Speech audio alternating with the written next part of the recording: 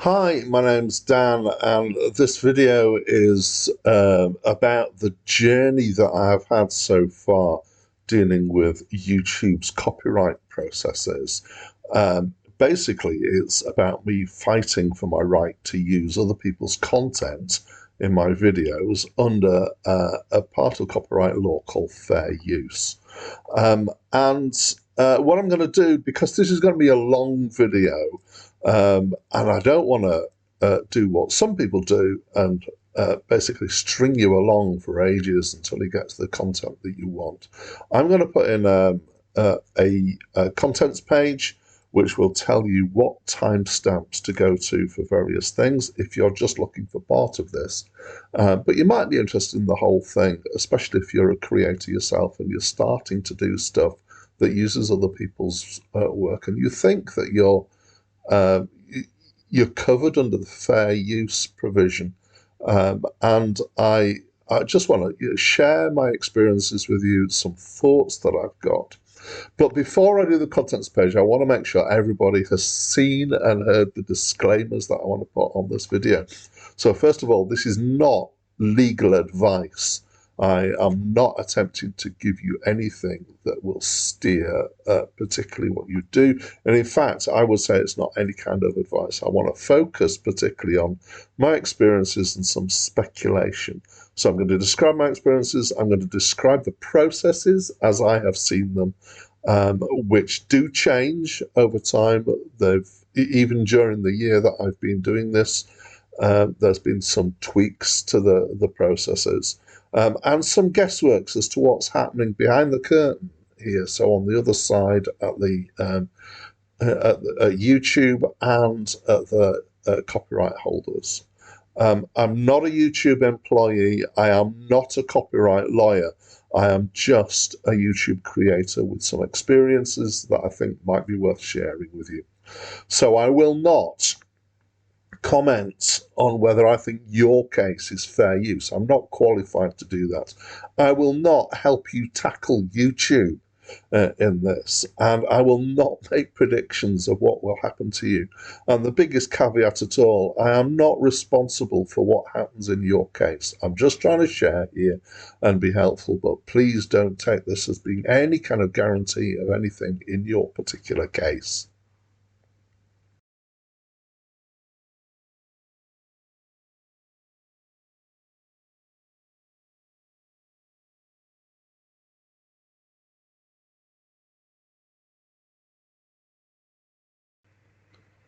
So to kick off, I just want to tell you a little bit about me and my channel and what I'm actually doing that has caused me to have this journey. Hi, and this is me, and this is what I look like. And more importantly, this is my channel. It's called Dan's Mini Album Reviews. You probably know that. And on here, I'm doing fairly obviously short reviews of albums. So the task that I have taken on is to review the 3,000 best albums of all time, according to a list at a site called Acclaimed Music, which is an amalgamated list. So it's a bit like Metacritic, except it stretches a lot further back in time than Metacritic does. And this is quite a monumental task that I've given myself. And my videos are generally between about 5 minutes and 10 minutes, as you can see. And I'm showing all the album covers here as I go through that. And I've got 500 plus currently of these videos done. And each of these videos uses 2 clips of music from the album that I'm reviewing, one at the start and one at the end. And this feels like an appropriate time to do some of the classic promotion stuff. So I am not planning to do loads of videos about copyright and YouTube on this channel. It is all about the album reviews. But if you're interested in albums and album reviews and you want to join me on this epic journey that I'm on, please do come and subscribe me. Subscribe to the channel. It's great to have people coming with me on this epic journey that I'm on. And if you subscribe and then if you ring the bell, you'll get notifications whenever I post a new video. I'm going at a rate faster than one a day at the moment. I'm not guaranteeing that that's going to continue. I'm also not going to guarantee that I will ever actually complete this mammoth task. There may be reasons for me to give up at some point, but at the moment I seem to be going for it.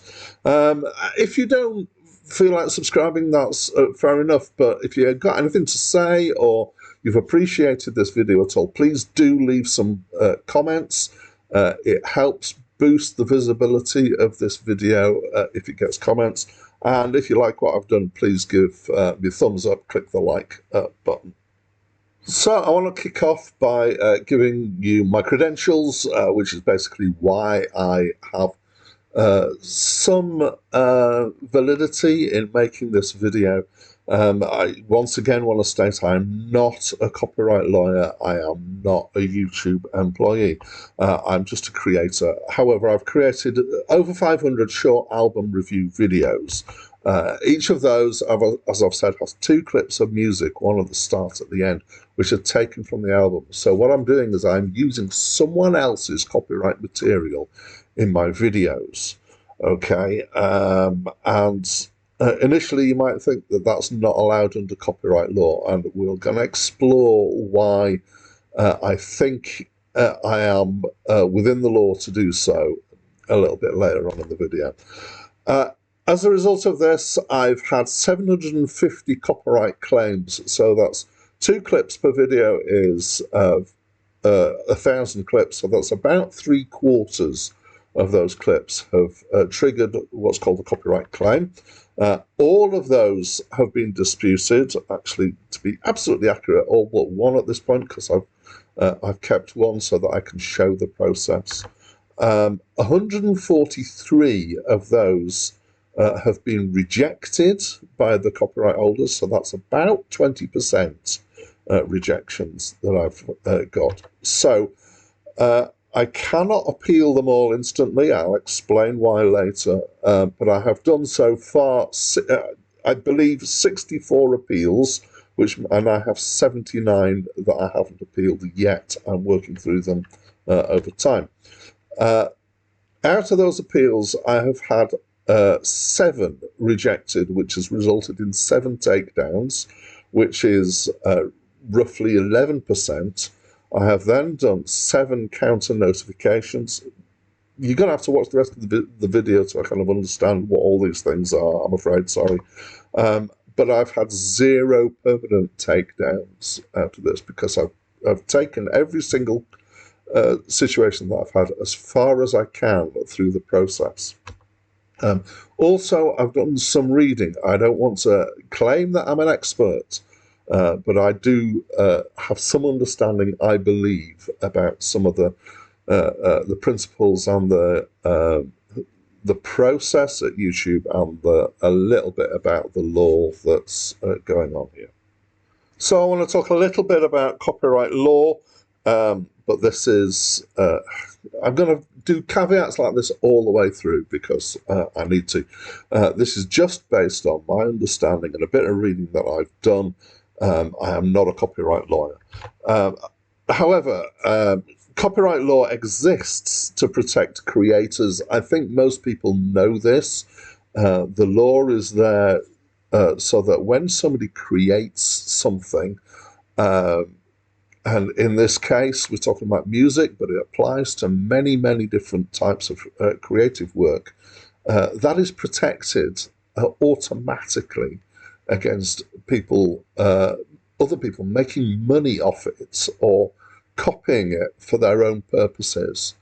And the copyright law is actually very old. It's been around basically since printing became a big thing, and is there for obvious reasons. But in the last kind of 40 years, or maybe a little bit longer, but certainly increasingly, the law is struggling to cope with international digital media. So it's struggling in the fact that things have become much more international, and it's also struggling with the fact that we've not just got physical media anymore, we've got digital media. And we're still in the situation where copyright law is basically individual countries' laws. They tend to be mostly similar, but with some differences. I think there are some notable countries where copyright law is more relaxed than it is in the Western world.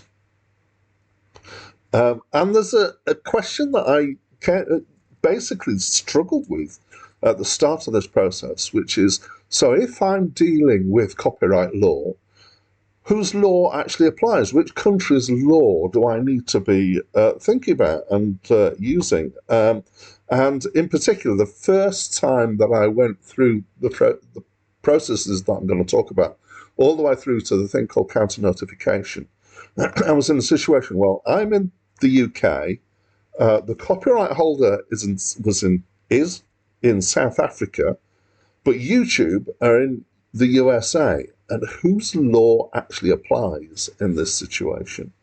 And I've come to realise that actually, mostly, this is the wrong question to ask, because actually what applies for most of the time isn't actually the law, it's YouTube's processes. But ultimately, when you get to the point where it does become legal, it is the US law that is used, and YouTube have manufactured a situation in which this is the case. I don't blame them, so they know where they are.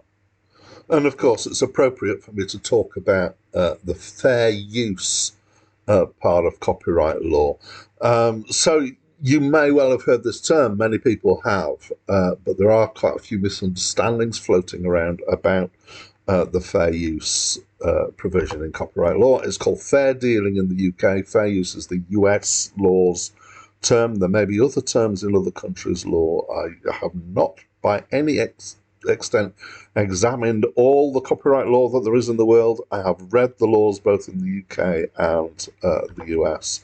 And the basic principle here is that it provides exceptions to the copyright law, which basically says you can't copy, you can't use somebody else's work, and except in some circumstances.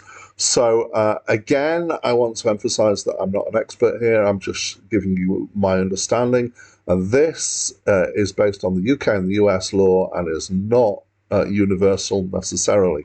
But the sort of things that are covered by fair use, or that fair use is intended to cover, are things like educational situations, review and commentary on work.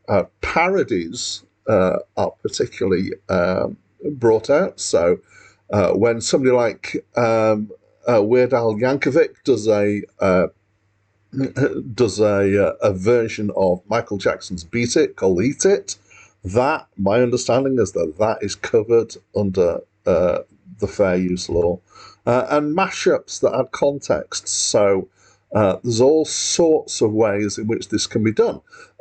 So this means that you can be doing something with some copyright work which doesn't necessarily need any added commentary to actually add some context, or something that gives you some different thoughts or information. So I'll give you a quick example here that I think would be covered by this, which is if you took two video clips, one of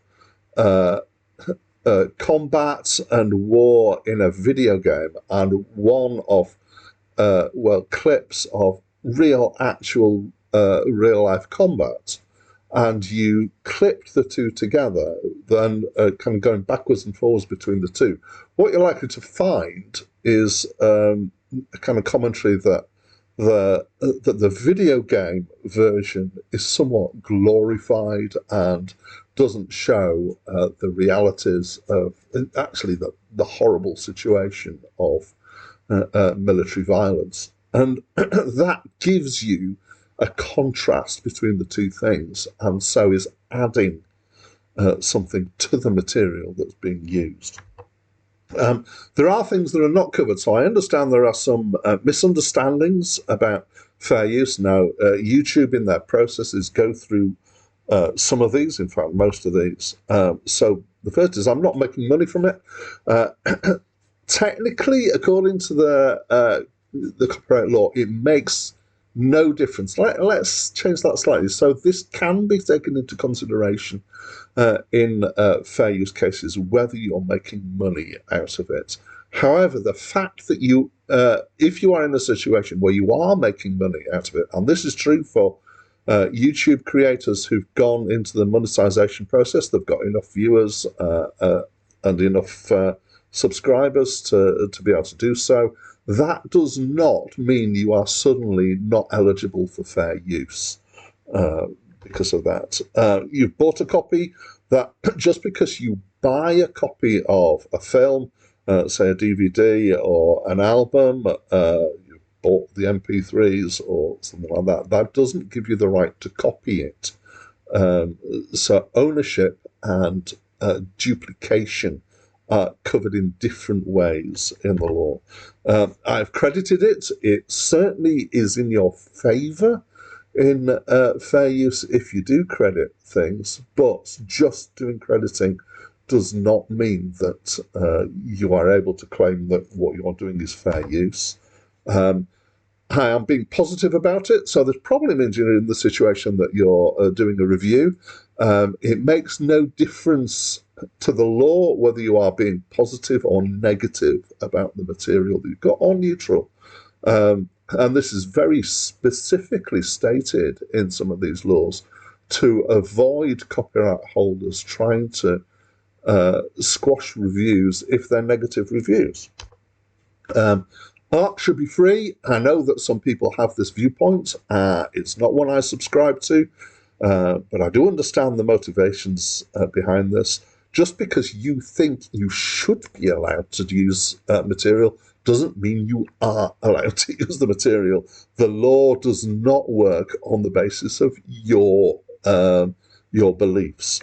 And it's freely available on the internet. Just because you can get something, you can stream it on the internet, you might be able to find downloads of it, it doesn't mean that those streams or those downloads were free.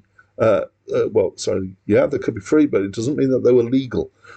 Also, it doesn't mean that you are allowed to then copy that just because somebody else would be able to find that somewhere.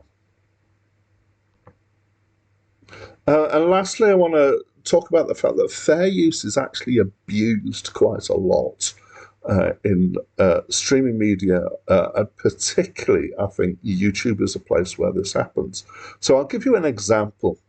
I come across a video which was reading, it was basically of a person reading a book. So it's an audio book that they've created through YouTube. But at the end of each chapter, they pause and give like 2 or 3 minutes of discussion about the chapter that they've read. And I assume that what they're doing is they're attempting to give an alternative way of having this book without going through the official releases to get an audio book. But they're using this commentary to claim that their use here is fair use. So I want to talk a little bit about how the law works, or at least my understanding of how the law works. Again, my caveat, I am not a legal expert. This is just from a bit of reading and a bit of experiences that I've got. So it surprised me that when I started reading and found this particular perspective, which is that the law does not stop you from doing something. It's not that you are prevented from using other people's material, specifically here, by copyright law. Especially this is true of civil law, I would say. What law does, it allows people to be sued for what they have done. And the difference is subtle here. It's not prevention. is restitution. It's about something happening afterwards. Um, so actually, in terms of YouTube and the processes here, this really only is a matter of law when it gets to the situation that it goes to court. Um, and then the question is, what will the judge decide? So you can speculate as much as you like about whether a particular case is covered by the fair use provision in copyright law.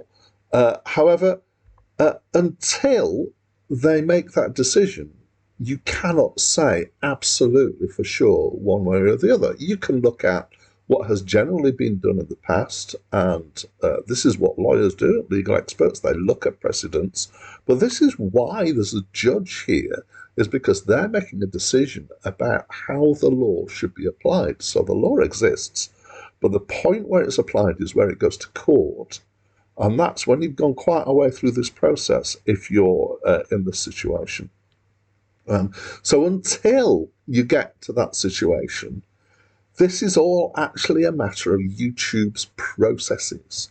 So what's more important in this video is to talk about YouTube's processes, how they work, again, to the best of my knowledge and my experience. However, they do use YouTube, and in general, when people are talking about whether fair use applies in particular cases, in the US law, there are 4 things called the 4 pillars, which are 4 things to be taken into consideration when deciding whether a particular case is fair use or not. So I'll quickly talk through those. I am not giving you the full wording here, and these are paraphrases, and they are my understanding. Again, all these caveats come into play. So number 1 is, in what way is it used? What way has the copyright material been used? Particularly, there's some interest in if it's been transformed. So that includes things like mashups and remixes and stuff like that. At this point, YouTube asked the question whether it's been monetized or not, or some people do. I'm trying to remember if I'm absolutely accurate on that. What is the nature of the copyright material? Now, you may think that this isn't important, but actually it is, because there is a difference in how much or how strong a fair use claim can be, depending on whether the material is kind of entertainment media or whether it's factual information like news clips or parts of text from a textbook or something like that. And fair use is, I understand, applied more benignly when it's factual. How much is used, and some of this is about whether you're providing a material, kind of the whole essence of something. So even if you're not providing the whole of some copyright material, and I strongly suggest if you're doing this sort of thing, you don't do, I'm doing an album review, I'm not going to provide the whole of an album, even the whole of a song. I'm quite careful never to do that. So how much and the nature of how much is being used is important. And then the final one of these is, can your media, your material that you're providing, which includes this copyright material, be used as a substitute for buying or streaming or renting or whatever, the original? And this is, I think, the area where most of the abuse of fair use law that happens, is where people are obviously producing, we're talking about YouTube videos, producing a YouTube video that allows the viewer to be able to experience somebody else's media without going through the official sources. And so therefore, if you're in a monetization program, you're able to monetize off somebody else's work from the merit that you've got is their work and not your own merit. I just want to take a couple of minutes to talk about my perspective of YouTube's situation as regards to copyright law and dealing with people using other people's material. And this may feel a bit like I'm being devil's advocate here, but I think it's useful to understand what is driving the YouTube side of this equation. So YouTube have a legal obligation to protect copyright holders. And if you were a person who's creating all your own material, you're not using anybody else's material, you're creating videos for YouTube, you could understand why you don't want other people using clips of your video or reproducing your video in its entirety. And they've got better promotion, so they get to monetize it rather than you. I mean, you can understand why there is a thing here that needs to be protected. And in fact, YouTube have a legal obligation to provide takedown processes specifically. These are things called DMCA requests, Digital Millennium Copyright Act, I believe I'm right in that, which is they have to provide a way for copyright owners to be able to say, look, this stuff is mine, get it off your channel. And so they do have processes that provide that. They've actually got more processes than just a straight DCMA request. I've come across DCMA in other situations where basically you've got quite a lot of hurdles to jump through to actually get your request processed. YouTube are better than that as far as copyright holders are concerned. Sometimes when you're in my situation and you're a small creator and I've got what I believe is genuine fair use of the material that I'm using, sometimes it can feel like YouTube are biased against you.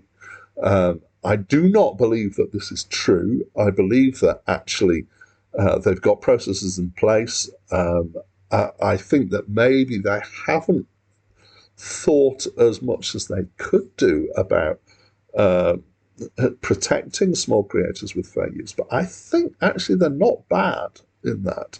I'll talk about, as we go through the video, I'll talk about the processes and where I think there are some issues potentially in their processes. There is a bit of criticism in the YouTube here.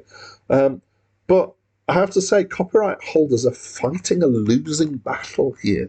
There's a big issue, and there have been high-profile cases of people getting very upset about other people using their material, and there's an extent to which I can understand that. There was a very famous thing with Napster and Metallica at one point. The other thing to bear in mind always is the scale of YouTube, and it's very easy to forget that when you're in the middle of processing your particular claim, is that YouTube, I have no idea how many thousands of these YouTube has to deal with on a daily basis, but it will be a lot, and it will be more than I imagine, probably. And the other thing to bear in mind always when dealing with YouTube, I think it's important, is that YouTube are providing a service for free for people to upload their videos and get them viewed by the public. And this is an amazing platform to be used. And they don't actually have, as far as I know, any legal obligations to the creators who are putting stuff up, other than protecting their copyright against other creators. And so it's easy potentially to get really caught up in your rights as a creator. Yes, you have these rights as a creator, but that doesn't necessarily mean you have a right to have your material shown on YouTube specifically. Okay, I just accidentally flicked through a couple of these slides here, but I will just quickly talk about copyright strikes. So one of the things that YouTube have as part of their protection of copyright is a thing called copyright strikes. I will go into details about these quite a bit later on in this video.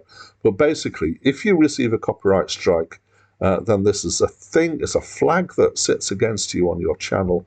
And the thing that they say is that if you get 3 of these copyright strikes active at any point in time, your channel may be taken down and maybe restricted and stopped. So this is part of the ongoing process that they've got of trying to make sure that people behave in terms of the way they use copyright material. So everything that I have done so far in this video is by way of preamble for the main bulk of the video, which is about talking about YouTube's processes and my experiences that I've had with them. So at this point, I'm going to give a quick outline to the processes and the chain of processes. So imagine in this situation that you're in the same situation as me and that you're uploading a video that you have created which uses somebody else's material, and that you believe your use of that material is fair use. Once again, I'm going to say I'm not going to comment on any particular situation as to whether I think it's fair use. I'm not qualified to do so. This diagram is going to show you the full process of what can happen if the copyright holders keep saying no. You're not allowed to use my material. So the first thing that happens is an automated copyright claim. I want to say all these stages here that I'm going to show here, I'm going to go through individually in the rest of the video. You can then dispute that copyright claim. So the left-hand side here is your actions. The right-hand side is the copyright holders or YouTube's actions. That then dispute goes back to the copyright holders, and they can potentially reject that dispute. So that comes back to you. If you've had your dispute rejected, you then can appeal that rejection, which is getting to be a more robust process here. That then goes back to the copyright holder, and if they disagree with your appeal, what happens then is they put a takedown request on your video. So that sits and waits until your video is taken down, which is usually a 7-day process. Your response then can be what's called a counter notification, which is we're getting into a kind of semi-legal process here, or maybe a fully legal process, a counter notification, and then their ultimate response to that is to take you to court. Now, I want to emphasize, actually, they could take you to court at any point in this system if they wanted to, because that's a thing that people can do. And the other thing is that while this is a process that goes through YouTube's systems, as far as I understand, it's also possible for them to issue a DMCA takedown notification at any point during this process, rather than waiting until the appeal. It can be done before that if they want to, but they may have to follow a different process. I haven't seen their side of this process.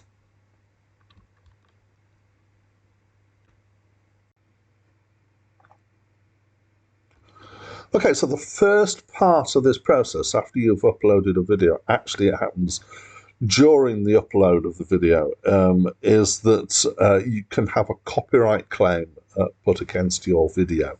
This is an automated AI-driven process. So what happens is that once you've uploaded your video, it then gets scanned by this AI. I don't know the details of exactly how it works.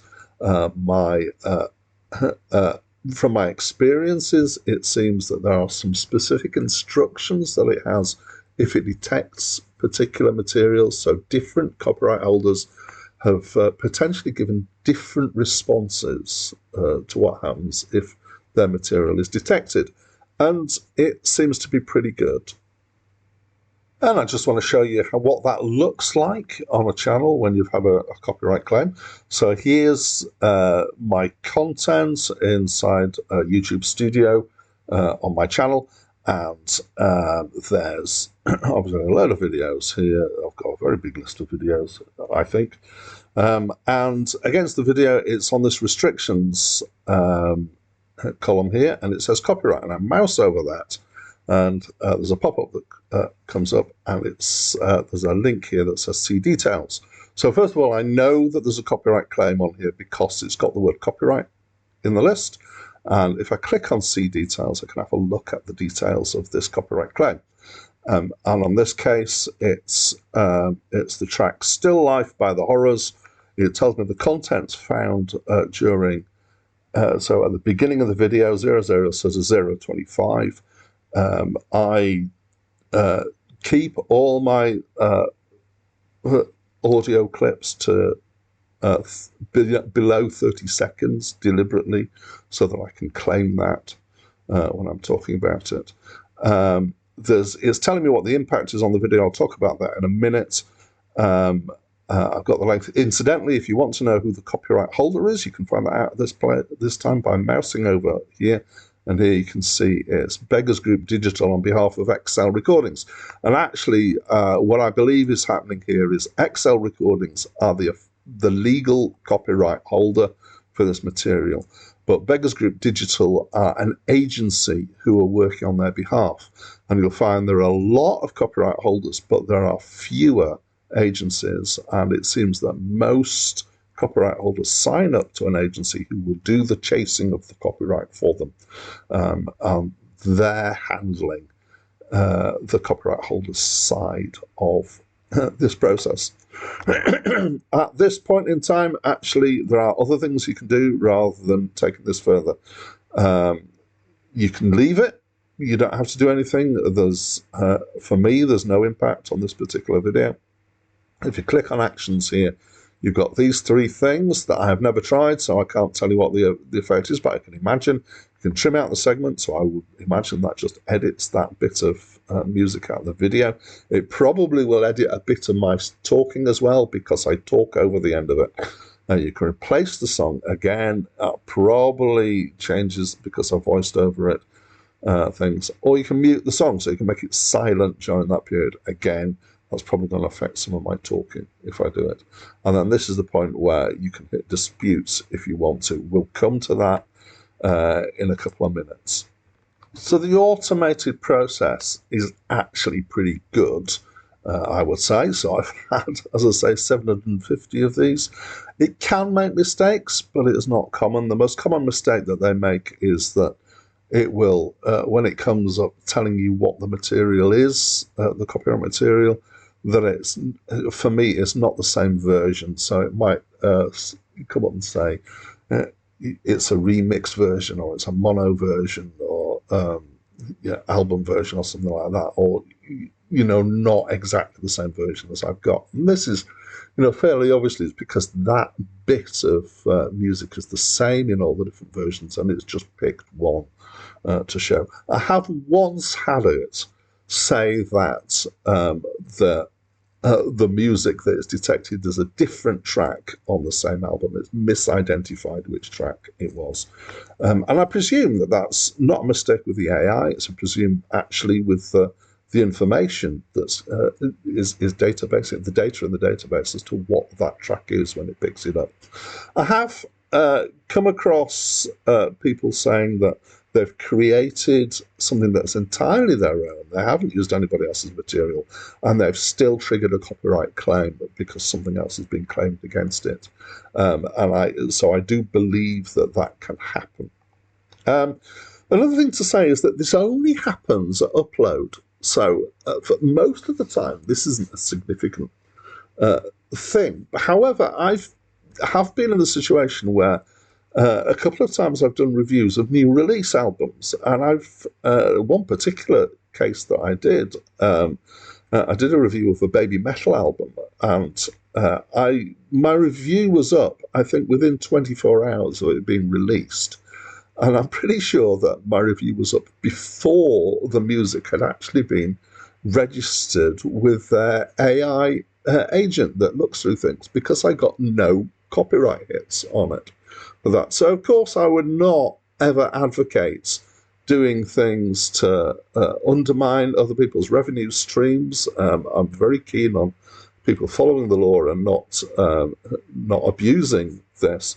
But it is an interesting loophole that it is possible to get past the copyright detection if you're quick enough. So the possible consequences, what can happen if you get a copyright claim against your video? So it can be nothing. And as we saw on the clip that I had, there was no consequences actually against my video here. You kind of might say, well, why do I bother chasing this? And the reason is because there's a kind of vague hope in my mind that eventually my channel will grow big enough for me to be able to monetize. And that's when it does have an impact, is that if you've got a copyright claim, I believe always you are unable to monetize until that's been sorted out. I cannot say that that is absolutely 100% the case. The copyright holders can run ads on your videos. So just going back a couple of those, it used to, when I first started doing this, it used to just tell me that I'm unable to monetize. Now they've changed the notification that they give you, and I believe now they only tell you that if you're in the partner program, which is where you're monetizing. And they're not been telling me that that the copyright holders can run ads on my video. But actually, in terms of for the copyright holders, this can be the best situation for them, which is that you've used their material, you've uploaded your video, and then they get to make money out of your video because you've used their material. And so actually, you've added something to this, presumably. But this is, as far as copyright holders are concerned, I would guess that this is their best outcome ever, which is that basically it's providing them another way of monetizing their material. So it's possible at this point for your video to be blocked in some territories, or possibly even in all territories. So I've had this happen several times. I've had a few times when the video's gone up and it's entirely blocked. Nobody's able to see it at this point, because the response that the copyright holders have put on if this material is found is to completely block it. Which is interesting, because this doesn't give them the ability to run ads on your video. What is more common is for it to be blocked in some territories. And I don't know if this is a political thing at this point in time, but the one place that is most commonly blocked is Russia on my videos in the last year. So I have seen other areas blocked, but it's almost entirely Russia. My observation is that it's usually American artists where the material is blocked in Russia. Also, it's possible, like I said earlier, for a removal request to be issued at this point, because it can be done at any point. Now, my understanding is that this is rare, but I have had this happen once to me, is that I've had an immediate removal request put on one of the videos. At this point, then, your situation is, if you've had a copyright claim against one of your videos, there is at this point no threat to your channel unless you get that very rare situation of an immediate takedown request. There's no action necessary on your part. You can leave it and not do anything. There's nothing that you have to do in response here. And as far as I know, there is no time limitation on responding to this. So as far as I know, you could leave this copyright claim on for several years and then come back later and say, actually, I want to dispute this. So I'm going to walk you through the process of disputing a claim.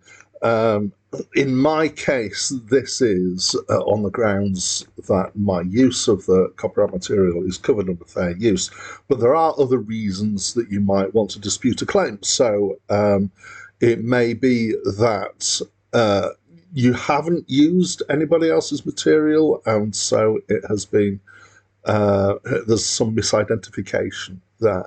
It may be that the material that you've used you believe is actually in the public domain, which is a status for material that means anybody can use it. It may be that you have agreed the rights to use it with the copyright holder, but that this has still triggered a copyright claim, and so you need to go through this process. And there are other reasons as well.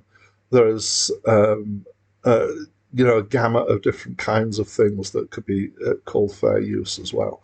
And in fact, for the whole of the rest of this video, I'm going to be assuming I'm going to talk about my situation with fair use, but it may be that you're following through this process for some other reason.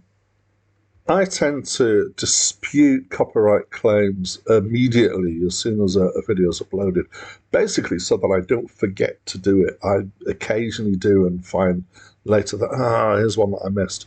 But on this occasion, I've got one that I've saved on purpose so that I can show you the process. So we're going to go through that. So I'm on the YouTube studio here for my channel. Here's the most recent video that I've uploaded, which is a review of the album Skying by the Horrors. And if I mouse over copyright, I can click on the see details in the pop-up, and it brings up the details of the copyright claim. If there's more than one, they'll both appear here. You don't have separate pop-ups. And the way to dispute is to go into these three dots here and click on dispute.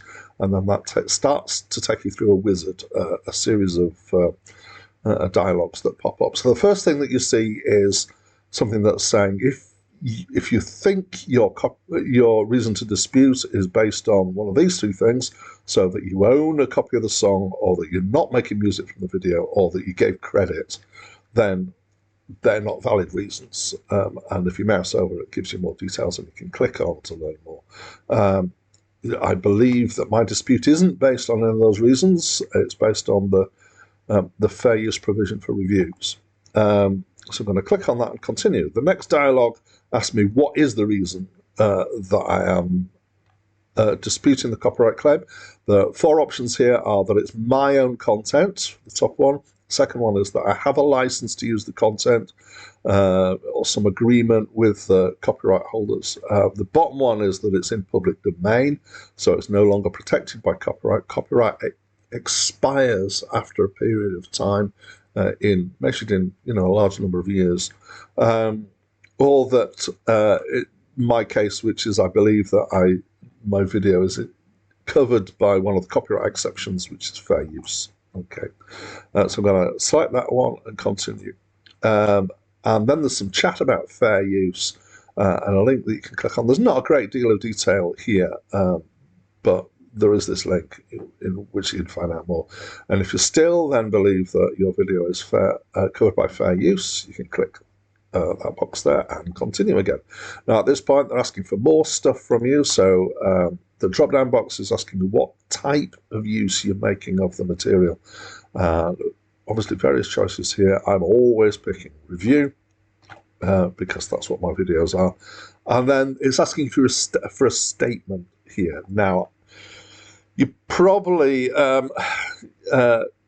I don't know whether it would be better to have individual statements for each one here, but given the number of these that I do, I have a text file with a statement that's written in it, and I just copy and paste my statement in. So it doesn't say anything specific about this video or this specific copyright material, but it gives some general chat about it being a review. And early on in this process, I changed this fairly often, trying different wordings. I'm currently at a stage where I'm basically every 100 videos, I'm changing my wording to try a different wording to see if I can actually get a better response from the way from using a different wording. So I'm just going to paste that in because I've already got that in my clipboard, and I'm not going to talk through that. So you need to create your own. And then there are 3 checkboxes here that you need to click. So my video doesn't infringe anyone's copyright. I believe that's true because I believe I'm covered by fair use. I understand the claimant will be able to review my video and dispute rationale. So basically, this is going to the copyright holder, or in fact, the agency that deals with it. And I understand that filing fraudulent disputes may result in termination of my YouTube account, which basically means don't just do this because you want to get the copyright claim off your video. Do consider whether, in fact, you do have a right to use this material, rather than just using this as a blanket process. And then you have to put in your signature there, and yeah, okay, I don't think my surname is any particular secret, so I'm going to put that in, and I'm going to click submit, and that's going to submit that claim. It takes a second or two, and it says that's going to be sent to the claimant for review, so I know that this is going to the copyright agency. And there we can see what's happened. We've got dispute under review. Dispute expires in 30 days.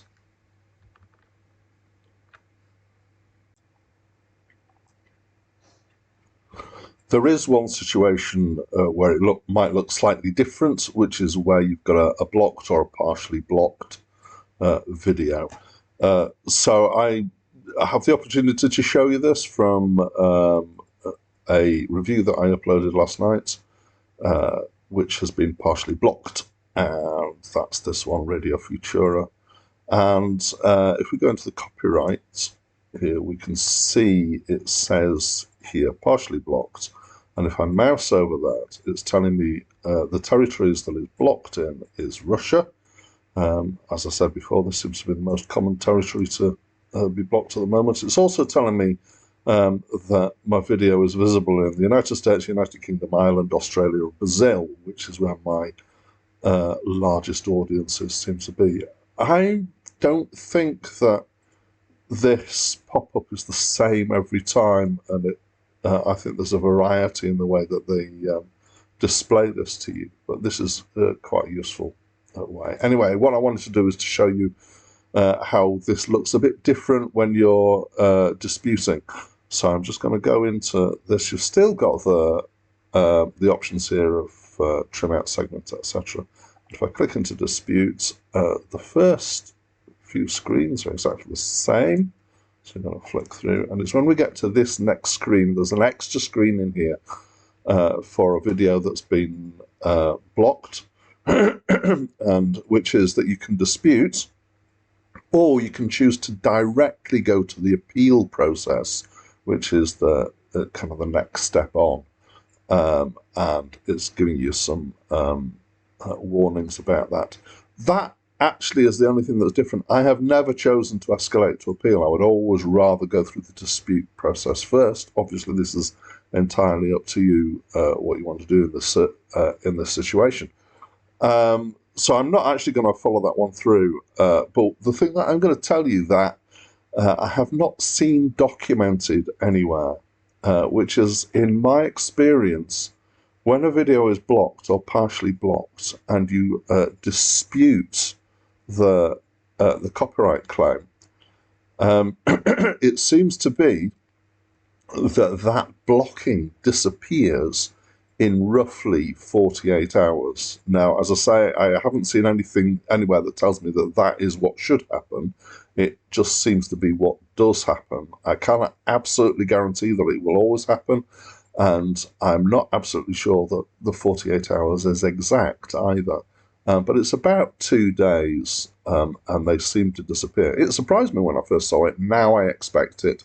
So when I dispute this one, which I'll not do live on the video, I'm expecting in a couple of days for this this blocking to just quietly disappear without me being notified in any way about it.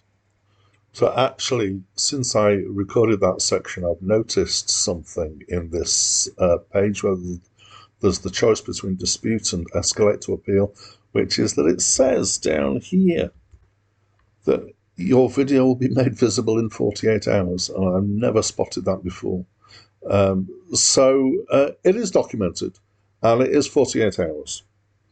So when your dispute goes to the copyright holder, there are three possible responses, or at least there are three different responses that I have seen as a result of this. And in order of how nice it is for you, they are the first, that they can release the claim. Basically, they can say, yeah, that's fine, that's fair enough. We no longer want to have this claim on this video. And in fact, the very first time I came across this process wasn't on this channel. It was on a completely different channel, and I'd used a clip from a film to illustrate some thoughts about game design.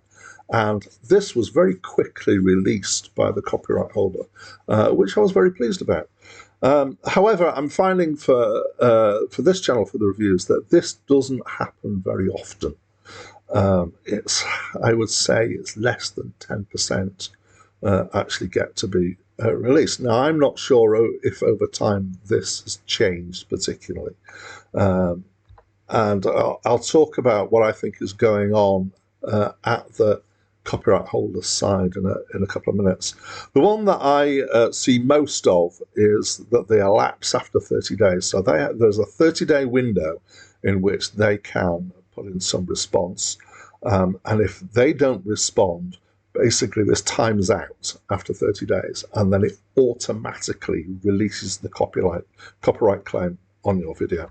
And the third one is they can reject the dispute, which is basically they're elevating it to the next level if they do so. You get, or I certainly have, and they may change the processes, but for 1 and 3, so when it's released and when it's rejected, you get an email. They have started to do them fairly recent for 2, which is where it elapses. And I'm not sure I'm that bothered by getting that. I'd rather know if they've actually released it. I go through and check every now and again which ones have been released, and I'm assuming that they're timed out if I haven't had an email. And the email for it's timed out, it looks very similar to the email for they've actually released it for you. I'm going to quickly show you what it looks like when you've had a dispute rejected. So I'm just going to scroll down to this one on my channel and click on the copyright details here. And the only difference actually is that it says down here, dispute rejected. So the copyright owner disagreed with your dispute. And I've had 2 here. These have been rejected very quickly. And you've still got the same options, the trim out, replace song, the mute song, and then the next stage that you've got is to appeal. And we'll come on to appealing a little bit in a few minutes in this video. So as we've seen, your dispute goes to the copyright holder, or more normally an agent acting on their behalf. And I'm pretty sure a person sees it.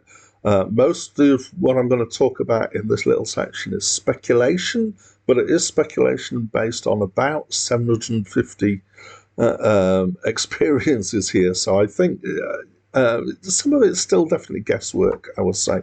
It mostly feels like they're operating under instructions. I think that they maybe take a very quick look at what your situation is and what your video is. I don't think that if you have a valid fair use case that they actually particularly consider that. I think that they're probably under excuse me, under instructions to use various responses depending on the situation. I think there may be cases where their instructions are to release things. So I have seen it. And I've seen very kind of inconsistent responses in some ways across this. I have come across speculation, and I think there is some truth to this, that there are kind of three possibilities on the spectrum in terms of who are dealing with this. So I think that if you're dealing with a small agency or directly with a copyright holder, they're more likely to look at things and think about things in an individual situation. I think when you're dealing in the middle range, they're more likely to be kind of pushed for time and have very quick automated responses. I don't know if they have any AI that's helping them with that in this day and age. I wouldn't be surprised if some of them do. And then at the far end of the spectrum, where they're a very large concern, they maybe have more resources, they may be taking more care. They're possibly even filtering them in different directions to different people, depending on the situation and what they've got.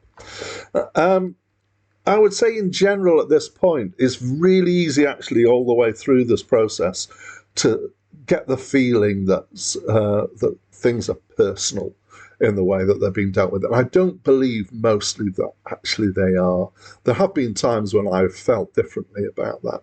And I have had a couple of situations which I have felt there is a certain amount of personal stuff going in it. But I feel most of the time that what the copyright holders are doing are using the system to basically block stuff as much as they can, or, within certain limits or certain parameters. And so I'm not sure that they really consider hugely legal rights at this stage. But equally, I don't think that it's fair to think that you are being individually victimized on this. It is a process, and mostly I don't think that they're taking it personally, so I don't think you should. There are a couple of situations that I've had that I think maybe there was an element of personal things going on. There was one case that the very first time I took a case all the way through to counter notification, which we'll get to later on in the video, at the point where that was dealt with and released.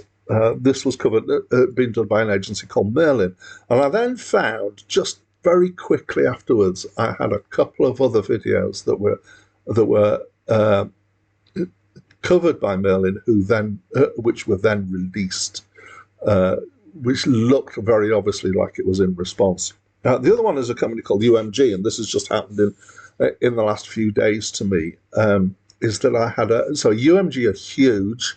They're one of the biggest copyright agencies that are out there, and a couple of days ago, I had a huge blast of rejections of my disputes, about 20 of them within, basically, the emails arrived within 2 days, but actually it all happened at once on the channel.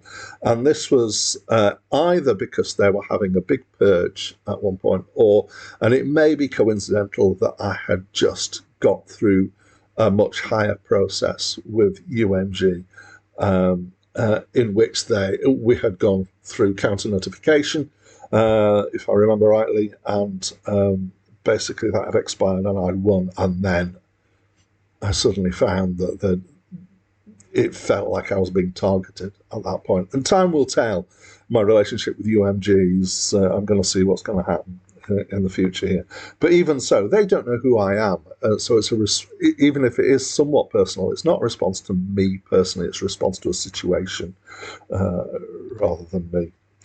So anyway, let's go back to what the situation is that you're in if you've had a dispute rejected. So still, at this point, there is no threat to your channel. Still, at this point, it is not necessary for you to take any action. If you don't want to take this further, you don't have to. And as far as I know, there is still no time limitation. And for reasons that I will talk about in a minute, I have not followed through all the rejections that I've had, and I've got some that have been sitting on my channel for quite a few months now, and there's no sign of anything saying there's going to be any change to that situation over time. So let's start talking about the appeal process then. So this is if you've had your copyright claim, and you've disputed your copyright claim, and your dispute has been rejected. Your next step, if you still feel you have rights to use the material that you've used, is to go through an appeal. And it's starting to get more serious at this point, and they're starting to give you warnings about the fact that it's serious. They say that this can result in legal action. I'm not sure what that looks like, because I have never had anything that I would call legal action happening as a result of an appeal. It can lead to a copyright strike, and at this point you're making a decision.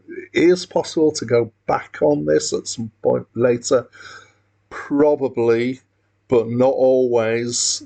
It is possible to not be able to back out and to have a copyright strike applied to your channel as a result of doing an appeal. So this means that I make sure I have no more than 2 in process, because it's 3 strikes and you're out for the copyright strikes. Now, I'm going to give you a caveat on that, which is actually I've realized that you can do 2 appeals if they're for the same video. You can only do appeals for, or I only do appeals for more than 2 videos, not more than 2 or fewer, to 1 or 2 videos at once. Get my words right, come on. And that's because I'm being cautious, because I do not want my channel to be affected. And partly the reason for that is because I don't know if my account can be affected as well. There are things that say that it is possible. And this isn't my only channel. I have another channel which I need for my work purposes, and I need to protect that channel, so I'm being really careful. It would be possible for me to appeal all of the rejections that I've had at once, but that would potentially be dangerous. Okay, so I am now going to show you the appeal process, but I'm going to have to record that later because I currently have 2 in process. So I know I've just said in the video that I don't currently have the ability to do an appeal, but I just recorded another couple of sections, so it's only a few minutes later that I'm recording this, because I went to look at the pending takedown. Yeah, see you later for takedowns that I thought I had, and I found it's disappeared. So this does happen. I've had it happen a few times where takedowns have just mysteriously disappeared.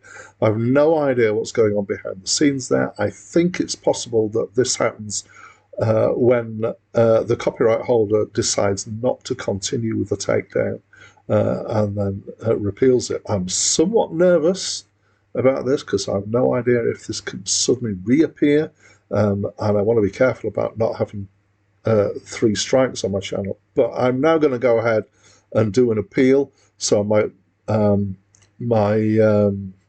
channel is in exactly the same situation as it was just in the previous section in this video. So I know one that I've got. So the next one in my schedule that I'm going to appeal is a review of Wheel of Life by Pulp. So I'm going to just type in the name of that and get up the video. So there's another way in to all of these things. Is there's the copyright box in here, and you can click on this and you get exactly the same pop-up as you do as you get it from the list of videos. And here you can see we've got dispute rejected on both of these pieces of copyright material, and you can still do the different things here, or you can go to appeal. So I'm going to walk through an appeal. I won't show you everything because there's contact details being asked for here, so I'm not obviously going to show you my contact details. So the first is that it gives you some information about an appeal. It gives you a warning that it can result in a copyright strike and that you've got some risks here, and you can click on this link for more details. I understand the risks, or I feel like I do, so I'm going to continue here. And at this point, it's going to ask me for the contact information. What I'm going to do is I'm going to switch off the video and enter my contact details and click continue, so you'll see the next screen after this. And we're back. So this is the last screen in this wizard. And I have actually pre-filled these boxes. I'll talk through them in a second, but rather than waste your time with me typing stuff in here, in fact, I work this out in a text file and then paste this stuff in. So the first question is, so these are all wanting statements. Does your use significantly transform the original work, or does it serve the same purpose? And these are all required boxes for you to put something in. And it is no accident that the first 4 of these 5 boxes align really strongly with the 4 pillars, which are so-called, which are part of the description of fair use in the US law, copyright law. So I have a statement that is basically talking about the fact that it's a review here, and what the nature is of my use. I also talk about the fact that I'm not at this point in time making any money out of this, because I understand that that is generally considered under this one of the 4 pillars. My second one is I just factually give the fact that it's a musical recording and details of what it is. So what is the copyright material? The third one is how much the content is used, and I give numbers. So I'm giving the seconds, so the amount of time that I'm putting here is taken from the details from the copyright claim rather than from me working it out from my video. I think it's better because that's the length of time that they think has been used. So sometimes when you're fading in and out, which is what I do, it's not quite as long as you think. So I give the length of the track, the length of the album, and I give percentages of how much of the track and how much of the album are being used. And then the final one of these 4 is your video a substitute for the original content? And my statement basically says no, because it's not a full thing. And then the final thing is there any other information the copyright owner should be aware of? And I have a fairly big statement here. Interestingly, this is going to UMG, so I'm going to see what their response is, having had some interesting situations with them in the last few days. And basically, I'm just saying, look, it's fair use, basically, and I believe this is the case. And these are based on stock statements that I've developed over a period of time. I'm going to do tweaks as I go along. And I'm not kind of suggesting that you copy these statements, and I haven't shown them in such a way that you can easily do so anyway. I think you need to provide your own. But mostly what I try and do is stay professional and to use facts as much as I can here. Then there are a few things that I've got to tick.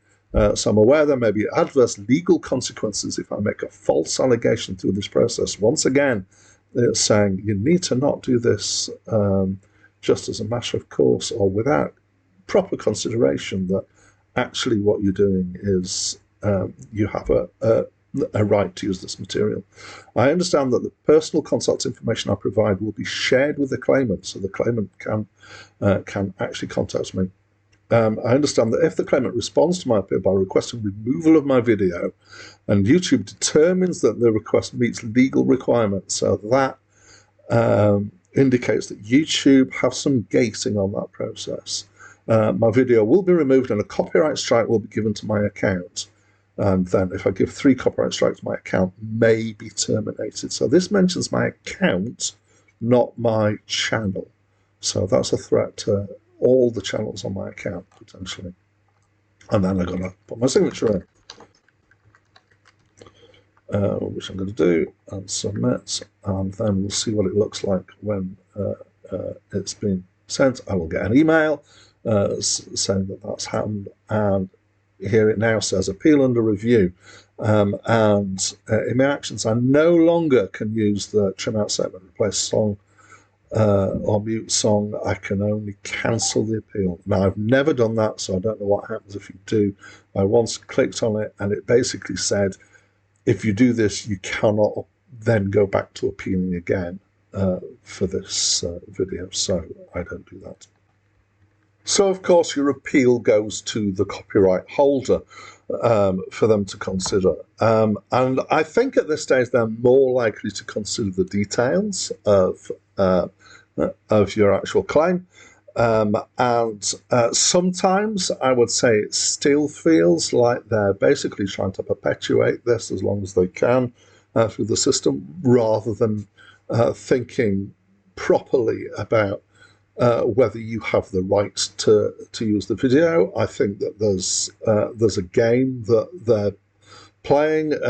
You could call this playing the system, but I have to say that at this point, this is completely what they're allowed to do, because we're still, I want to emphasize, working through YouTube's processes rather than actually being in the situation where the law has a very strong effect. There is a little bit I want to say at this point, because I'll talk about that in a second. Apparently, they can contact you. You've given contact details as part of this. I've never had that happen to me at any stage during this. I have once tried to contact a copyright holder and not had any response from them at all. So I've never tried that again. I just keep going through the process now. So if you're a copyright holder and you're watching this video and you come across one of mine, I would be really interested in talking to you about what's happening and what the processes are, and if there's any way that we can come to any kind of agreements. If there's anything that you don't like about the way I'm using your material, apart from the fact that I'm using it, which I believe is covered by fair use, I would love to talk to you. I'd love to get better insight into what your perspective is. Anyway, at this point, there are several possible outcomes again that I've seen or that I've come across. So the first is that your claim can be released at this point. I can't remember if I've ever had that happen to me at this stage, which is why I've put 0% here. So I can't guarantee that I've seen that. Maybe I have once or twice, but I can't remember. And then the second is a 7-day period. So if 7 days elapse and they haven't done anything about it, it auto-releases. So this then will take off all of these things. The copyright claim is removed from your video. It's unrestricted, and it's as if it never happened. And that is the most common outcome for me. I don't know if it is for everybody. I think it's more likely to depend on the details at this point. And I'm reasonably sure, I've not had anywhere near as many of these, but I feel more confident that they are looking at what I've said and that they're putting some consideration into this. The other thing that can happen is they can issue a takedown notice. So this is usually 7 days for you to have a chance to respond. The usual response that they're looking for is for you to remove the video yourself. Otherwise, it will be removed for you. It will be subjected to a takedown. And I've got here 11% is what I've experienced. This may be different in different circumstances depending on the nature of your use. I have once had an instant takedown. I don't know if this was actually a mistake on YouTube's behalf, but I got no warning at all, and the video was just taken down instantly. I did get it restored because I went through the process. So I want to just kind of tweak behind the curtain a bit and have a thought, have some thinking about what is potentially going on the other side of this process. So twice, when I've had, when the copyright holder has basically said, do a takedown on my video, I've had a situation where I've had an email from YouTube saying that this has happened, but they're not taking it down. And the reason they're not taking it down is because they don't think the copyright holder has a valid enough reason to challenge your fair use claim. Okay. I don't know how often this happens. And the interesting thing that is part of this is that, well, first of all, there is obviously some level of arbitration at YouTube being applied to these takedown notices. Because I have seen some intervention. So somebody at YouTube must be seeing this going through. And the other thing that's really interesting is that I got to see what it was that the copyright holder had said to justify that they still have a claim and that they want a takedown to be issued. And in the cases that I've seen, they were really short responses. They were something of the order of, we own the copyright. And that was basically it. Now, I have no idea whether other responses are as short. I suspect that there are others which are longer than that. I have only seen short ones, but I've only seen ones where YouTube have rejected their takedown. And it's a curious situation to be in when that happens. Partly, I think it's interesting that they are showing you communication that's happened between the copyright holder and YouTube, and that is not necessarily your business. And the other thing is that it's part of that email, they also say they can still issue a DCMA. Okay, so this is always true, that they can issue a DCMA. But I found that scary, because I found that meant that there was an element here that was outside my control and outside my ability to only have two things going on at once. So I want to talk now about what happens when you, or if and when you have a takedown issued against you. So this is probably, in my situation, it's probably because I've gone all the way through to the appeal, and appeal is being rejected by having a takedown issued. It can happen at earlier stages. I have had that experience. I want to show you what it looks like when a video is awaiting takedown, but I can't do that at the moment because I don't have one in that process right now, so I'll record that bit later and come back. So I just wanted to show you what it looks like when a takedown request has been issued against your video. You get a couple of emails, or at least I have on this occasion. I've had to wait a little bit, so this is being recorded later than most of the rest of this video because I've been waiting to have a takedown so that I can show you this.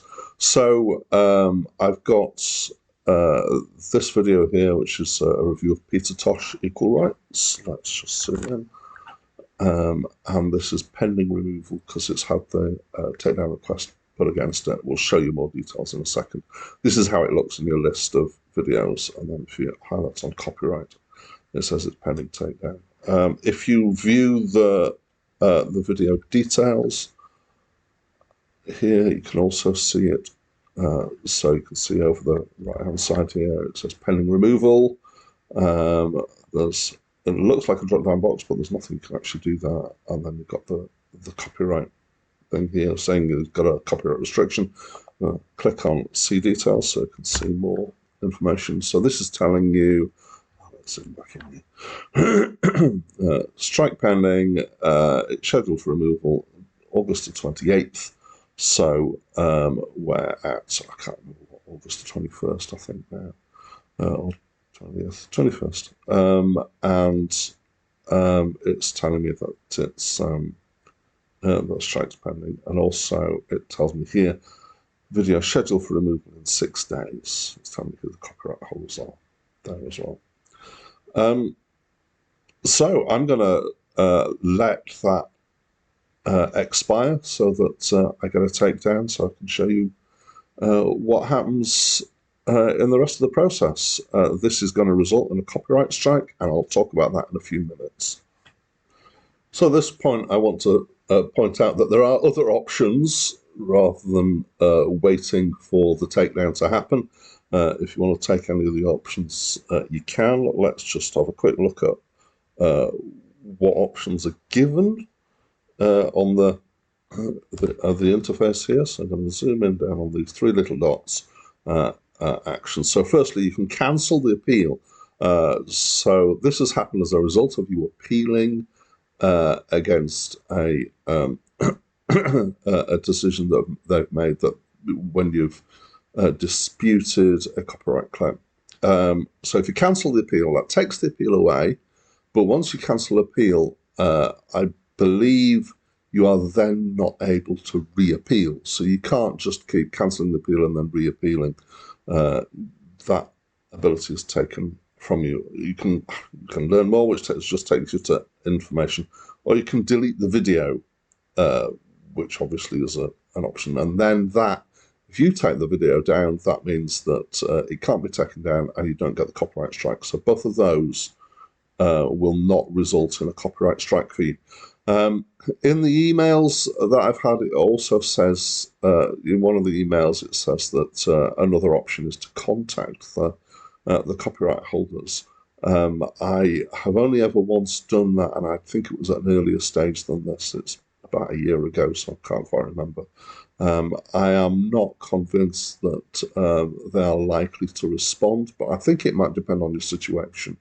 Having not tried it, then take that as my opinion rather than as any concrete experience.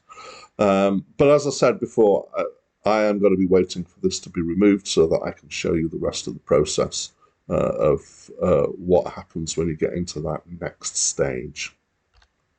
So when the takedown actually happens, this is what happens. So first of all, I want to say, if this happens to you, don't panic. There are things that you can do. Depending on how you approach this, you may not be able to restore the video, but it's not the end of your channel or the end of the world just yet. Okay. So you will get an email from YouTube once your video is taken down. You'll get a notification on your dashboard in YouTube Studio, and your video obviously will be taken down.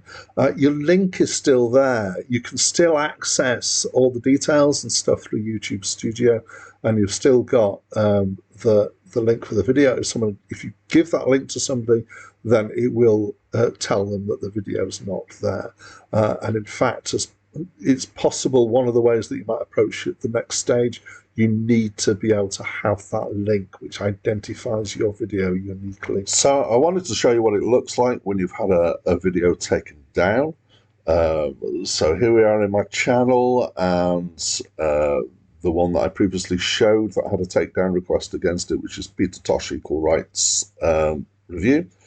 Let's just zoom in. Here we go. On this one here. So interestingly, the thumbnail seems to have disappeared. I think that's to draw attention to the fact that it's been removed, and it just says removed here. And if you click on view in YouTube, let's just zoom back out again. It actually doesn't do anything. It still looks like a link, but it won't take you to it. I will show you what it looks like in a minute when you do actually go to the correct link. You can view the details as normal by clicking on the details button or by searching. So if I just search for Tosh, and of course the search goes slow when I'm doing a live video. Here we go, and we go in here, and again it looks slightly different now. We don't have the thumbnail here. Everything's grayed out here, so you can't actually change any of these details, but it has access to the copyright information still, and you can click on there so this, again, it says it's been removed, and you can click on the copyright details, and again, this looks a bit different. You can still view the video through this video here, clip, embedded thing. It tells you you've got a strike added. It tells you it expires in 90 days. It tells you that it's been removed for visibility. It tells you the impact, the video has been taken down, and it tells you the strike will expire in. So this has only just happened to me today, so it'll expire in 90 days if I leave it. And it gives me a couple of actions, and the actions are contact the claimant, and submit counter notification. I'll talk about counter notifications in a minute or two. I have never gone through the process here of contacting the claimant, but if you click on that, it gives you the email address that you can contact. I don't think I'm violating anything by showing you this email address, which is known for a particular copyright holder's agent. I'm just going to cancel that. I will also show you that if you go to your channel dashboard here, this also shows you the channel violation. You've got active copyright strikes. I've got 1 of 3. And if you click on that, you get a different view of the same information, basically.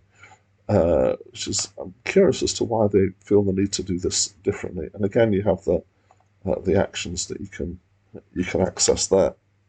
The other thing to say about this period where you're waiting for a takedown is that if you want to take this process further still, going down this route. You believe you've got the rights and you've been taken down wrongly. As far as I know, there is no way of proceeding until you're actually taken down. I don't think there's anything you can do about it during the takedown waiting period.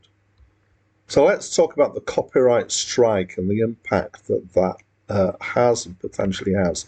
So, as has been said many times through this video, and this information is all over YouTube, 3 strikes and your channel could be closed down. There's hints that it can have an impact on your account too.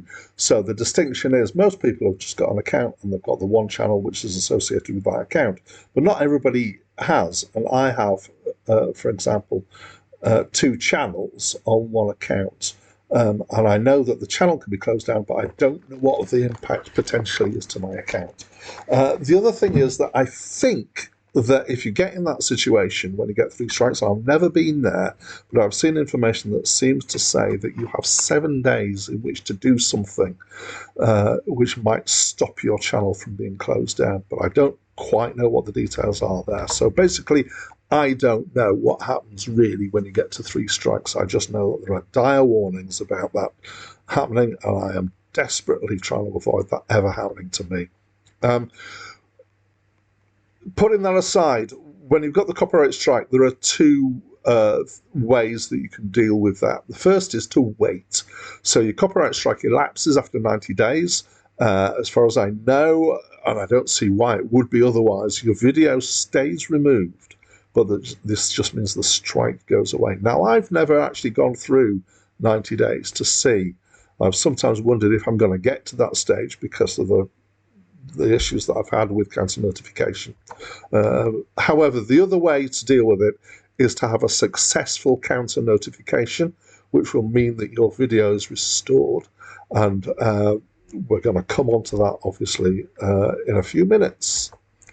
However, at this situation that you're in, if you've got a copyright strike, here's what your situation is.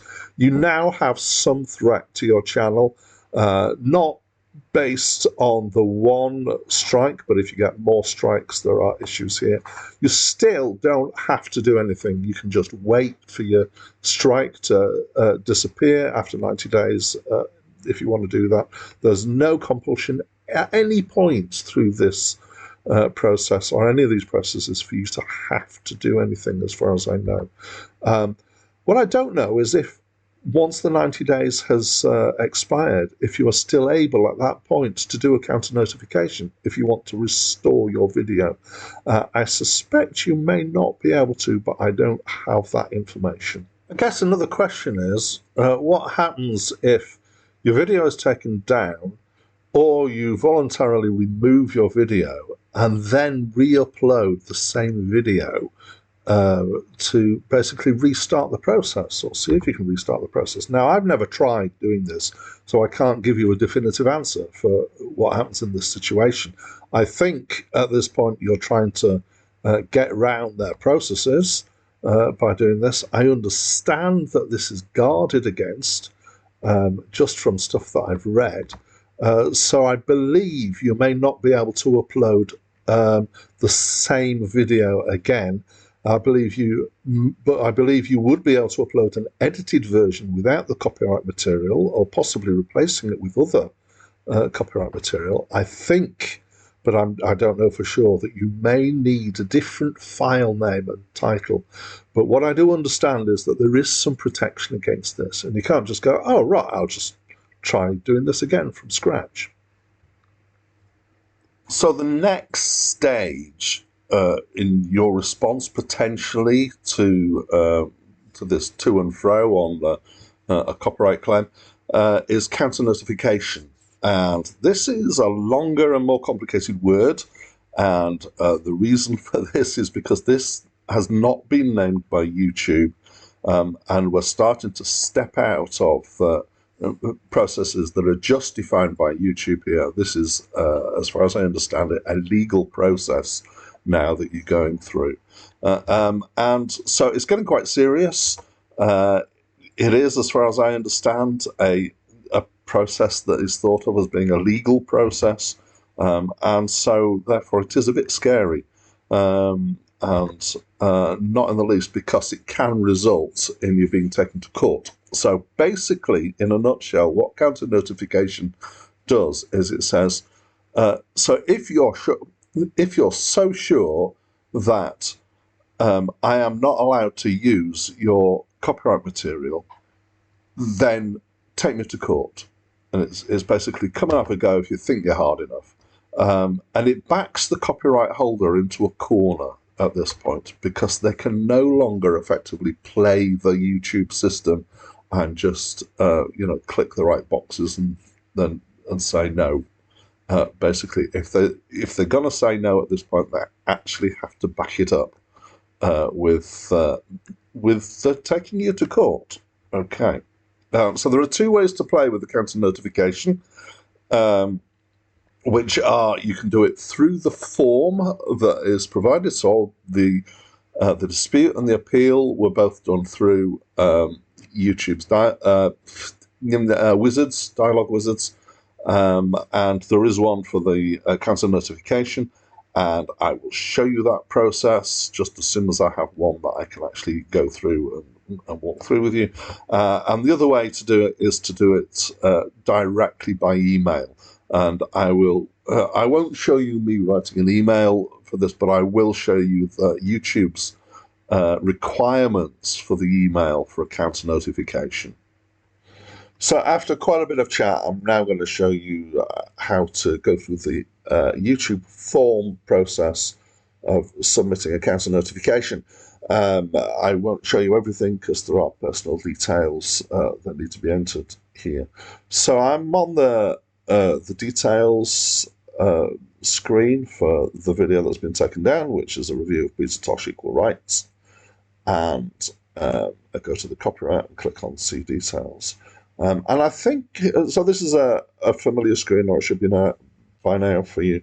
I think that it is on here that sometimes there's an extra option, which is it says attend copyright school or something like that, which is actually a series of teaching information about copyright and the copyright law.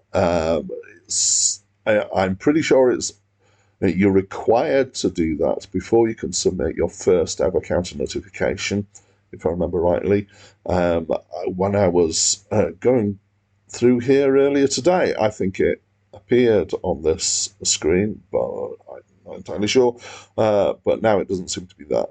So, once again, YouTube are not 100% consistent, I think. Anyway, we're going to go into here, the actions.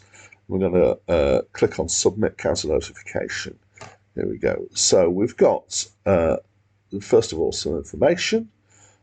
Is letting you know that the information that you're submitting is going to be shared by the claimant. It says maybe. I believe that it is always. I can't prove that. So that includes your personal contact information. And so you have to click a thing that you understand the implications of this. I'm not going to reiterate those here. And click continue. Then you have the contact information signed. What I'm going to do is I'm going to pause the video and enter my details here and click continue so you can see the next screen.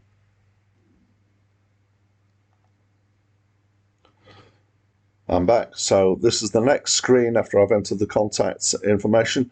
Incidentally, I find it mildly irritating that the contact information is so America-centric.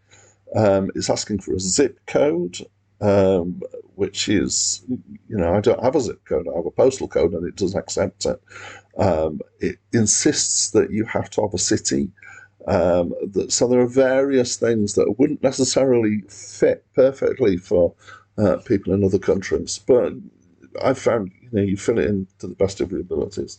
So the next screen is about the rationale. So the first one is, why should your video be reinstated? And I've got a statement that I'm going to paste in there. I'm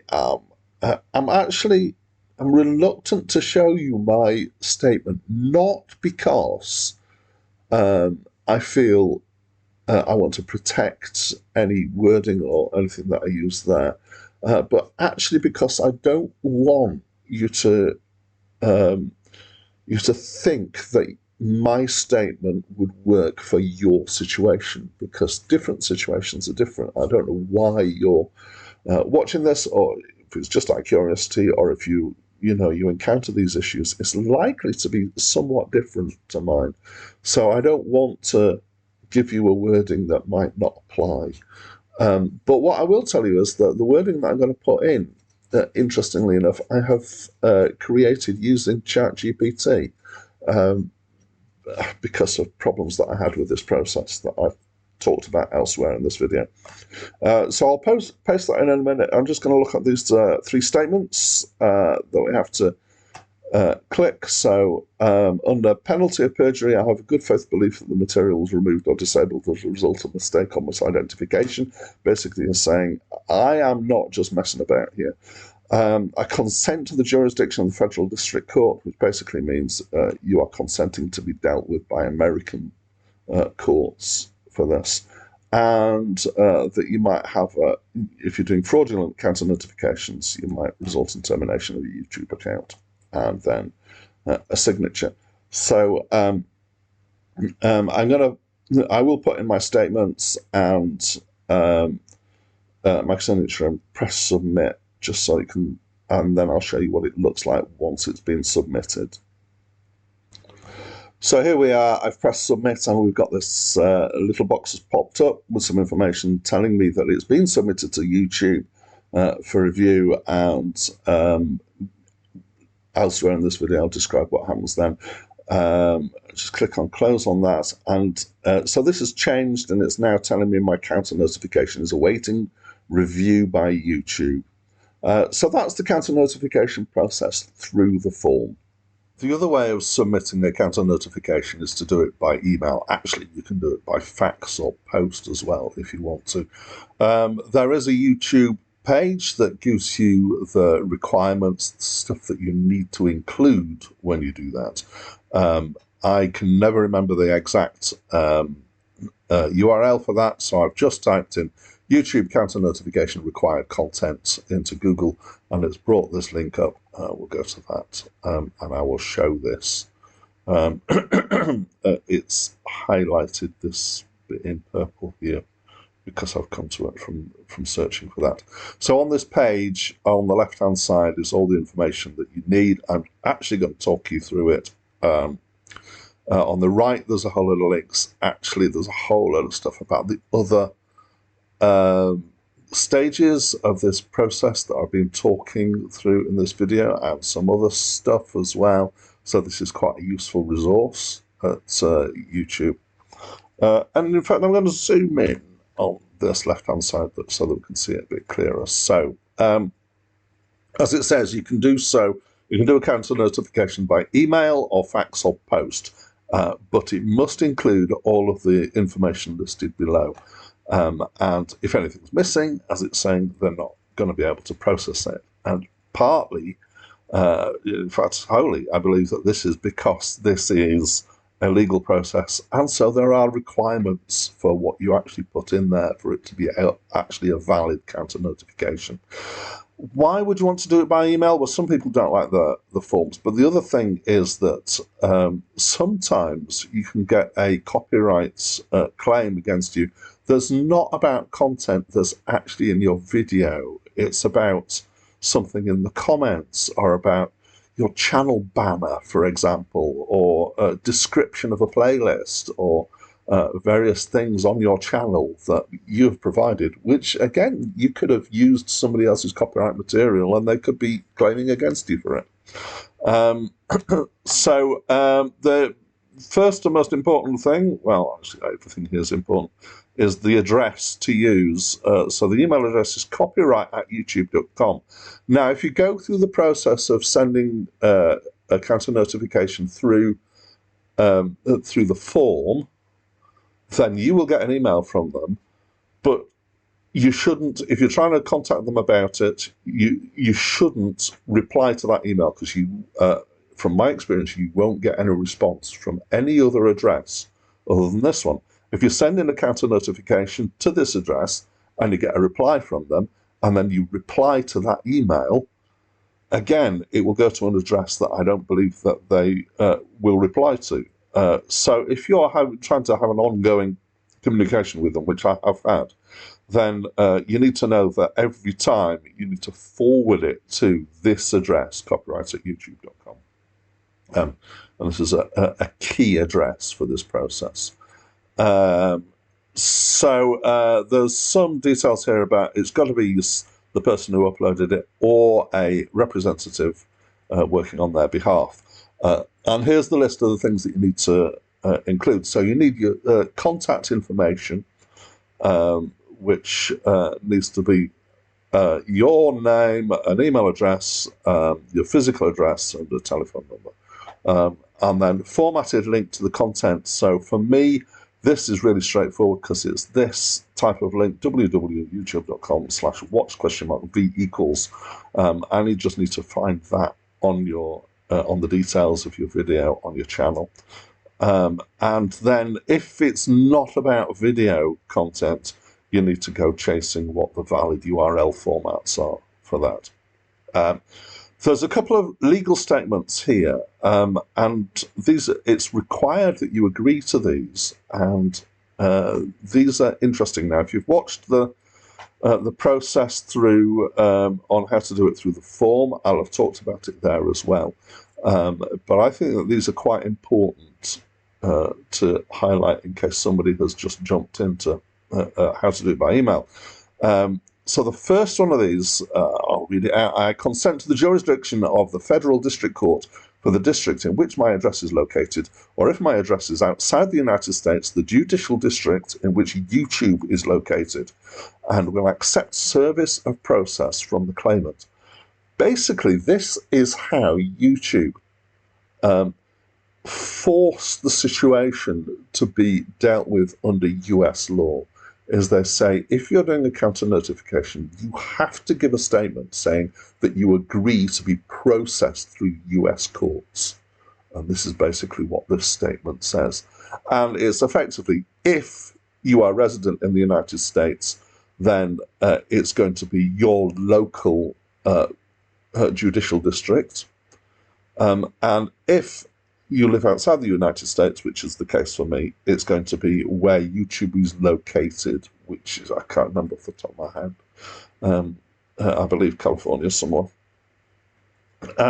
So basically, all the way back earlier in this video when I was talking about whose country law applies when we're talking about copyright for YouTube, it's still not clear, but the way YouTube have dealt with this is by making, when you get to the point where it becomes something that might go to a court case, they make you sign a thing saying you're going to be served through US courts.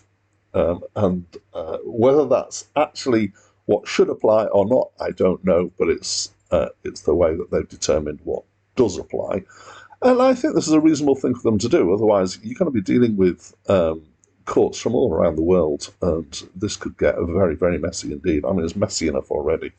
The second one is, so again, I'm going to read it out. I swear under penalty of perjury that I have a good faith belief that the material was removed or disabled as a result of a mistake or misidentification of the material to be removed or disabled. Now, I'm not entirely clear about the distinction between a mistake or a misidentification.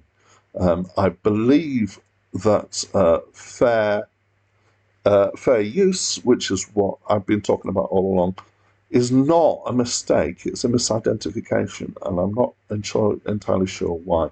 However, let's step back a bit and focus on this statement. Basically, this is, it says under penalty of perjury. That means I am legally saying that I believe I have a right to use this material. And so this is not to be done frivolously when you're fairly sure you don't have a right, but you're trying to push your luck on this, because this potentially has legal ramifications, the fact that you're signing this statement effectively. Then you're asked for a statement to the claimant. There's some guidelines about what you should put in here is I find it interesting that at this stage it's actually less structured than it is when you do an appeal. And I think that's, again, because this isn't a process that's 100% defined by YouTube, it's defined by legal processes here. But this is a statement that's meant to go to the claimants, so that's the copyright holder, as to why you think that you have the right to use this material, or what is the problem here? Why have you come all the way through to this counter notification process and you still believe your video should be allowed to be there? And then a signature. And the way that they do that electronically is that you just put your name in, and it is, I believe, checked, it certainly is in the form, whether this is the same as the name that you've put in your contact information above. Okay, and then once again it says the address to use is copyright@youtube.com. So I've already talked about these legal statements, both for the form version and the email version. I just want to quickly highlight them again. First is that you're consenting to US jurisdiction on this, and the second one is that you're saying under penalty of perjury that you have a good faith belief that you actually have a right to use this material. So I'm going to try and give you some of the information about what I think is going on at the YouTube side here. And I have some evidence for this, but this is definitely speculation, I would say. So the process is gated by YouTube. It isn't an automatic process. And your counter notification goes to somebody who I believe is called a reviewer. And I'm utterly convinced of this because I've basically had quite a few rejections, and I've had some discussion with people at YouTube about this and this process, and I'll talk about that in a minute. So my experiences have been that I've actually had many rejections of counter notifications from YouTube. I have had a lot of frustration with this process, and I have done it both through the form and by email. So the email to copyright@youtube.com. And I think that sometimes the problems that I had was that I didn't actually forward to copyright@youtube.com, so I sent emails to a black hole where things didn't come from. So they have, that I have seen, two forms of rejection email that you can have for your counter notification. There may be others. There may be other ways they can respond, but these are the ones that I have definitely seen multiple times that are exactly the same wording. So it's obviously some kind of automatic text or cut and paste in or something like that. I don't think that it is a process that is actually being dealt with entirely by AI. So I'm pretty sure there's a person or people, there's probably multiple people at the other end of this process at YouTube for various reasons, despite the fact that there are just these two forms of email that I've seen, which kind of maybe hints at an automatic process. But the reasons for thinking that there are people there are, firstly, that when I have, on those rare occasions I've got to talk to somebody at YouTube or connected to YouTube about this process, they have been talking about reviewers. And because the timing is such that it's not a consistent amount of time between submitting a counter notification and getting an email back. It's usually within 24 hours, but it's not immediate, which is what you'd expect from an automated process. You do often get an automated email saying we've received your counter notification. Not always. That seems inconsistent. Anyway, let's talk about the two rejection emails.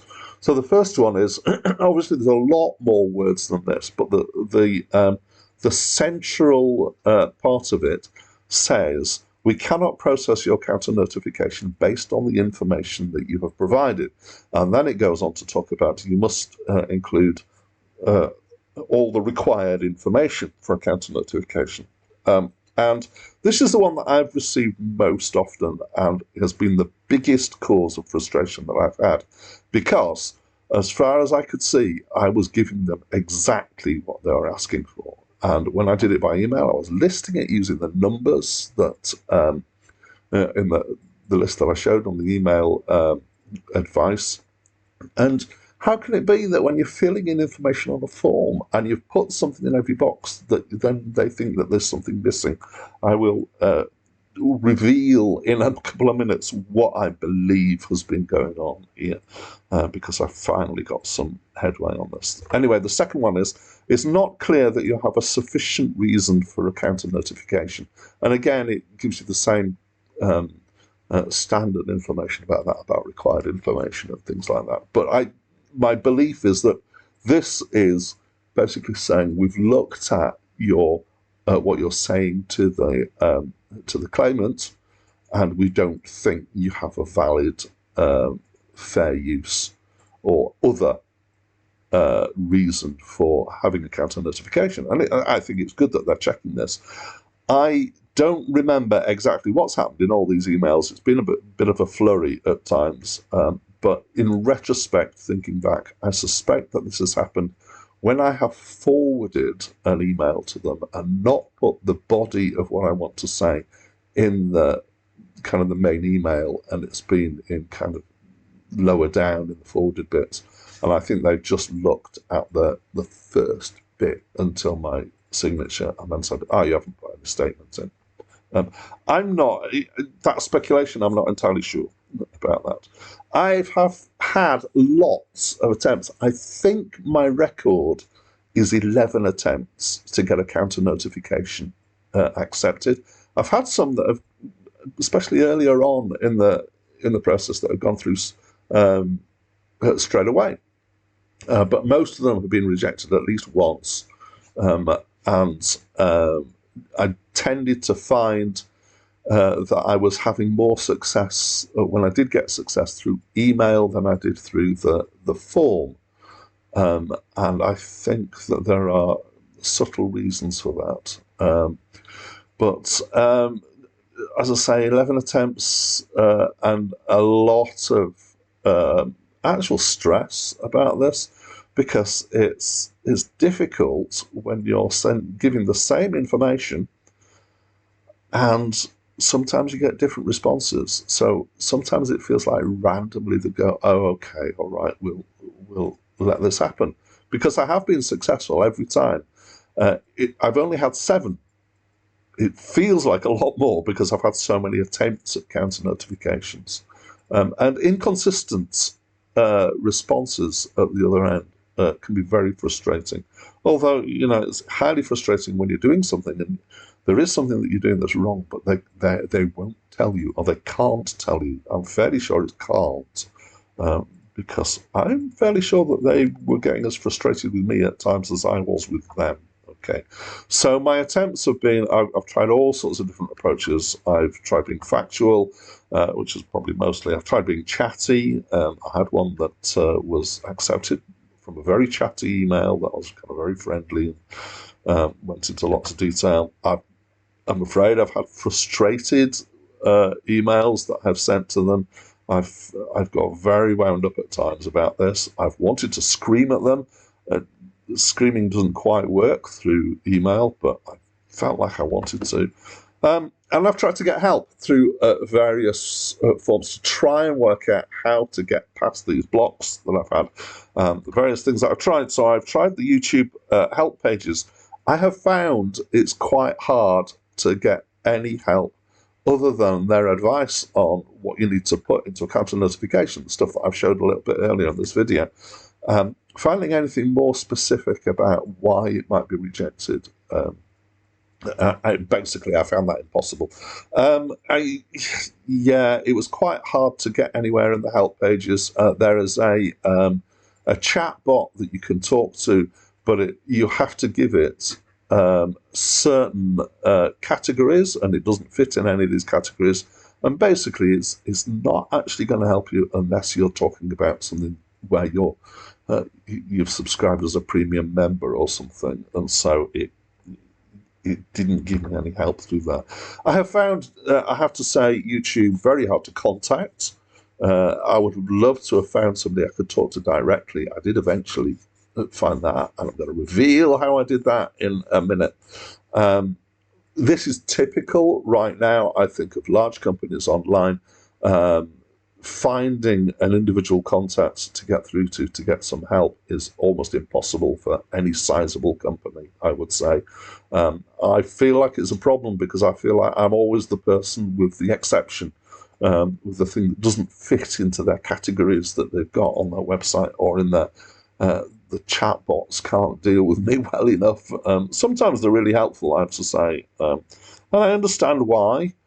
Because it is very time consuming and therefore expensive to provide that kind of contact information, especially at somewhere as huge as YouTube.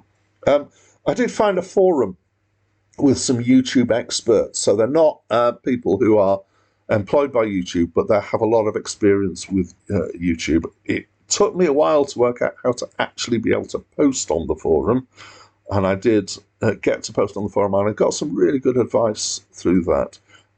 As I say, they're not YouTube employees, but they were quite helpful. They weren't the people who eventually sorted what I think is the solution that I've come across. I've sent, I have to say, pleading emails to copyright@youtube.com. It's something that, in retrospect, I can see why it didn't work, because I'm pretty sure they're under instructions that they're only allowed to send certain responses to them.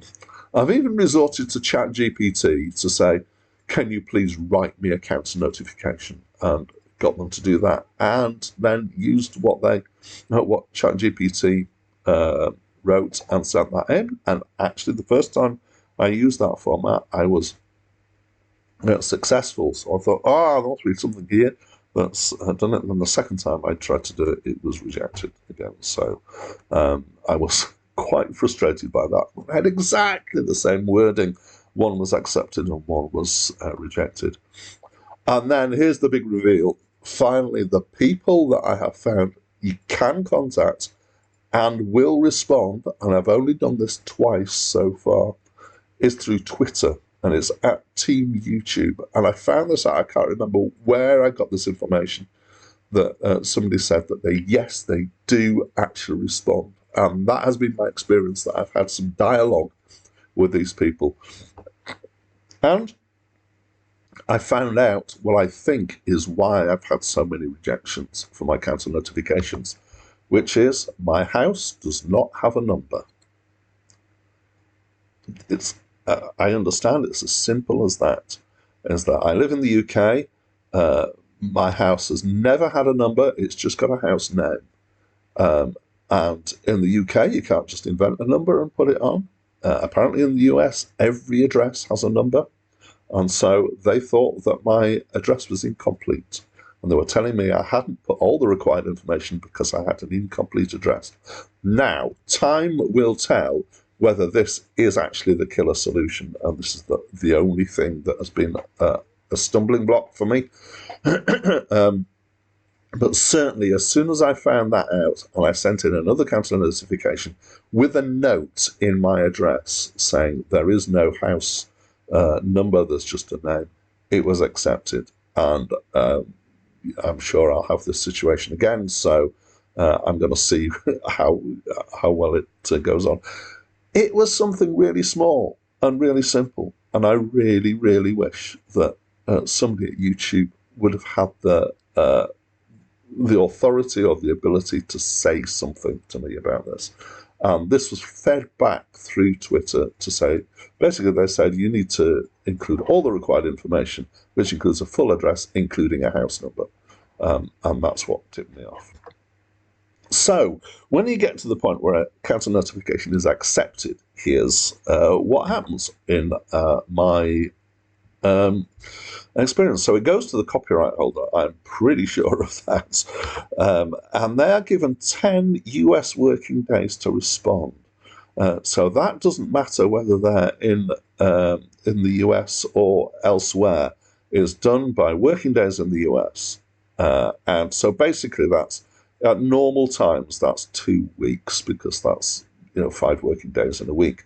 But this takes into account if there's any public holidays that are going on in the United States. And they have to, if they're going to respond, they have to respond with evidence that they have taken legal proceedings against you. So this doesn't mean that that you've been taken to court and it's all been finished. It means that they have to file processes against you, and then they can provide evidence that they have done so. And if they're not going to do that, then they can't proceed any further. So basically, this says that they've taken you to court. Do they take you to court? I have to be really careful what I say here, because this is only based on my experience of 7 counter notifications and some hearsay, things that I've read about this. So apparently it's rare. I have never been taken to court. And I believe that the reasons why I have never been taken to court are as follows. Firstly, that I am in the right, and that they would actually fail to get a court judgment in their favour. I cannot be 100% sure of that until it actually goes to a court case. I cannot know whether I really am absolutely right and covered by this. Even then, I'm not entirely sure that if it went through once and it went again, if I would get the same judgment. I just don't know. I don't know how these things work well enough. I think the most important reason probably is because it's expensive. When you start doing court proceedings, you have to pay lawyers, you have to do all sorts of things. And I think at this point, I think it's really not going to be worth our while to go down that route. So far, they've been able to use the YouTube system and say no if they want to. At this point, they've actually got to put their money where their mouth is if they're going to say no. And the other reason I think that is behind it is that because my channel is small and is no threat to anybody, I'm currently less than 500 subscribers, and there's no way that this is actually making an impact on anybody's revenue. Not that it would anyway, because of the nature of the use. This is part of the point that I've got. So, on the grounds of not being taken to court, when the counter notification expires, this is what happens. Your video is restored. The copyright strike disappears completely. So that goes off your channel. You're free to do as many more appeals. Well, I always do only 2 at once, as you want. You no longer have that flag against you. And the copyright claim disappears. So it's as if the claim hasn't happened when the counter notification expires. It clears everything completely, which is great. So just because it is the final step in this process, I am going to put in a section about going to court, but I don't have a lot to say about this because, don't ask me, I don't know what happens at this end of the process if it ever gets that far. Most of me really hopes that this never happens. This is a scary thought to me, of being sued by a large company in a US court. I have no idea whether I'd have to go there to represent myself. I would probably have to engage lawyers and pay them. And this is a hobby. I'm not making any money out of it.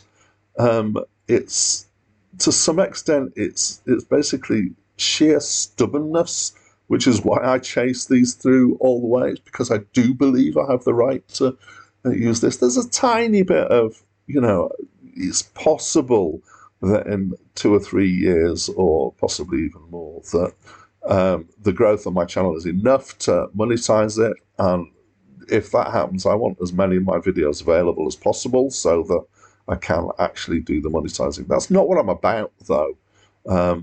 Some of it is actually curiosity about how far this process goes and how to deal with the process.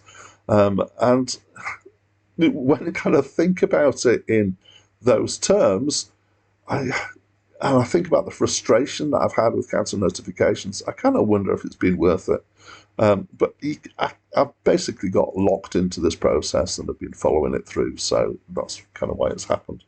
I have heard some scary tales about what can happen in court.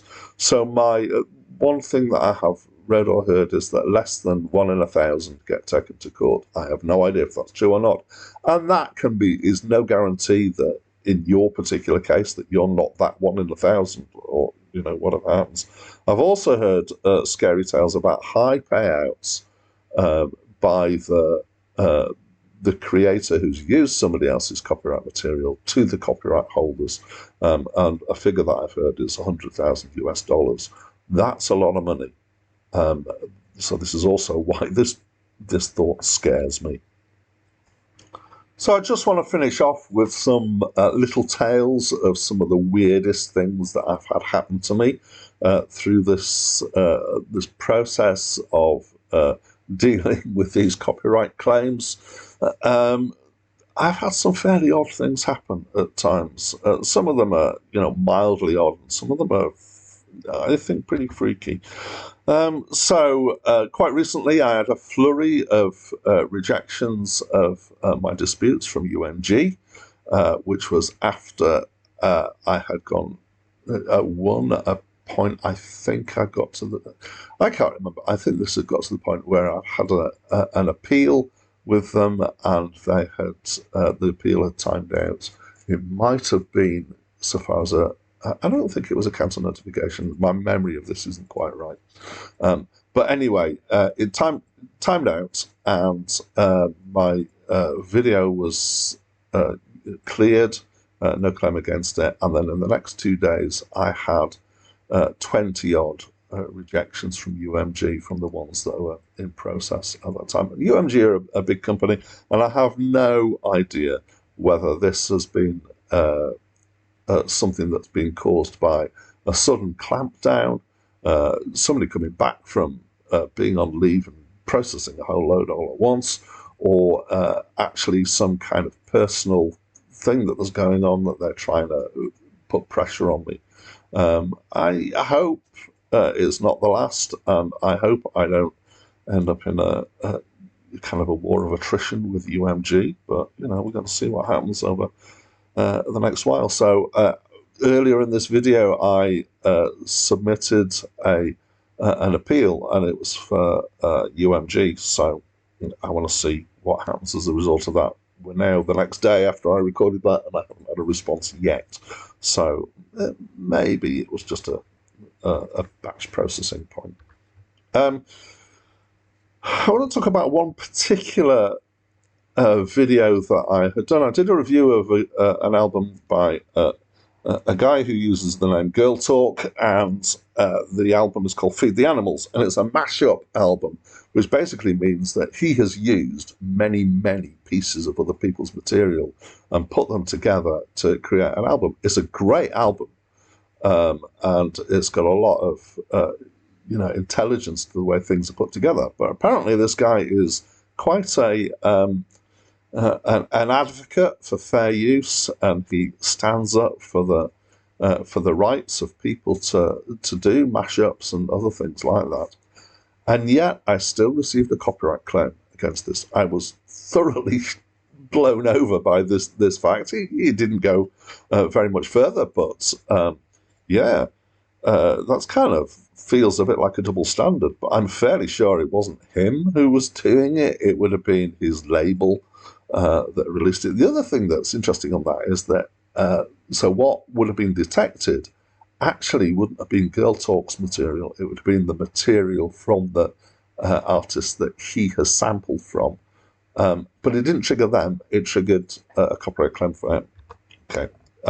I've had an instant takedown, so rather than being given 7 days waiting for the takedown, I've had a video that just went down, and they said, "You've had a takedown, and here it is, it's gone." Okay. I said, whoa, I'd expected that 7 days that you'd normally see for takedowns. I have no idea if this is an option they've got to do an instant takedown, or how that possibly happened. I've had claims that have disappeared. So normally when something happens, you will get an email from YouTube. It seems like the exception possibly to this is once you have filed the counter notification. So I have had a counter notification in process, which is actually one of the reasons why why was it cancelled? No, it was a takedown. Sorry, not a cancelled notification. Let's get this right. It was a takedown had been issued against one of my videos, and I was in the 7 days waiting for it. And this was, I decided now is a really good time to make this video about the copyright process because I can show that takedown in process. And when I went to go and look at it to record a little bit showing you here's what it looks like, it had gone. And it's not the first time this has happened to me.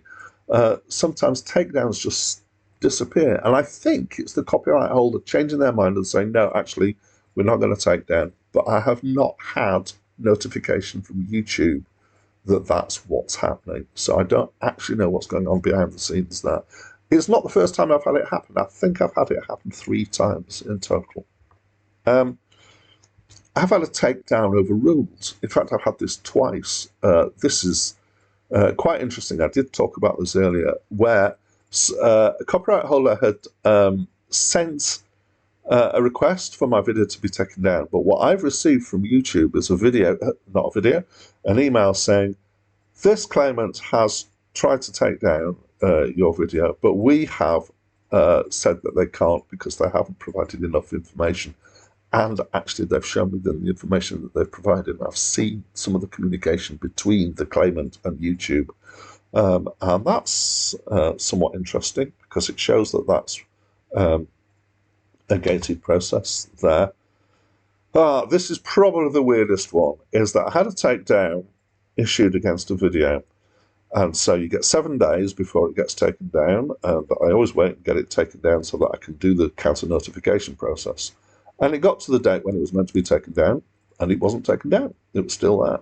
And it got to the next day, and the thing on my channel said 1 day to be taken down. And then the next day, it said 2 days until being taken down. So this was at 9 days or 10 days. Try and work out how you count it. And this just kept ticking on. It's like it was a negative number, but somehow they were taking the negative off the number. And it got as far as about 30 days before I decided I really needed to do something about this because I couldn't go further in the process because my video hadn't been taken down. You can't do a counter notification until it's actually taken down.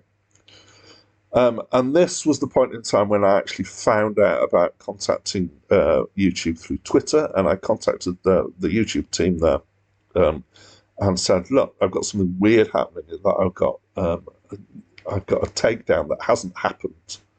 Can you find out what's going on here? And I'm trying to remember the exact outcome. I think that was basically it disappeared and it wasn't actually taken down. It was just the claim was removed at some point. Something had gone wrong anyway at the processing there, and things can go wrong, as I've seen. I have had counter notification rejections overruled, and I think this has happened twice to me, where I have been going through this frustrating process of trying to get a counter notification accepted, and I've had a rejection email from YouTube, the standard rejection email, and then in the next 24 hours or shortly afterwards, I've had another email saying it's been accepted, and with no explanation as to why or what's going on here. But I think that's somebody reviewing the process. So my feeling is that this is a supervisor to the reviewers who's going, no, actually, we're going to let this through. It might be on one occasion, it was the first time that I got really frustrated with them and sent some quite frustrated emails. And this did happen. So I'm not sure if it's as a result of the tone of my emails. I kind of hope not, because I don't want to encourage people to write frustrated emails to YouTube. And I was banned from the experts forum. So I talked a little bit about trying to find help on this. I got some help through the experts forum. And then I found that I'd been banned from the experts forum. And it took me a little while to work out why, and I couldn't work out how to challenge that ban. I believe it's probably expired now, but I've never gone back. But I found out why, which is because I was talking about counter notifications. And so I was talking about sending emails to YouTube at the copyright@youtube.com email address. And their forum guidelines say you're not allowed to post email addresses in your posts. I didn't find this out until later. I didn't get any warning. I was just banned and taken down. I just found I couldn't get in anymore suddenly. And it took a bit of detective work to work out why. So I don't think I was deliberately, well, I wasn't deliberately doing anything wrong. And I felt a bit frustrated that this had happened as a kind of automatic thing for a publicly available email address. But it's something that happened. Right, so I'm finishing off just as a lot of people do. I did this at the head of the video. I just want to encourage you, if you're interested in the album reviews that I do, please do subscribe to my channel. Please do ring the bell so that you can get notifications. And if you've enjoyed this video, or if you've got anything to say about this stuff, you want to share any of your own experiences to do with the copyright process at YouTube, please do leave comments. I always enjoy when people talk back to me about what I've posted on YouTube. I will I want to put caveats that from I had right at the beginning, which is that I cannot comment on whether your situation is fair use or not. I'm not qualified to. I cannot help you with your particular struggles with YouTube, or give you a direct advice about any processes or claims that you have. I just don't feel that I want to be responsible for any of that, and I'm not responsible for if you take up any, make any actions based on things that I've said in this email. It's all based on experience. I am not an expert, so please be careful with what you do. And if you like it, just hit that thumbs up button. It helps get me more views, so that's great. So it's been a long journey through all this stuff. Maybe you've just dipped in. Maybe you've watched the whole thing. If you have, well done for making it this far. That's it from me for now.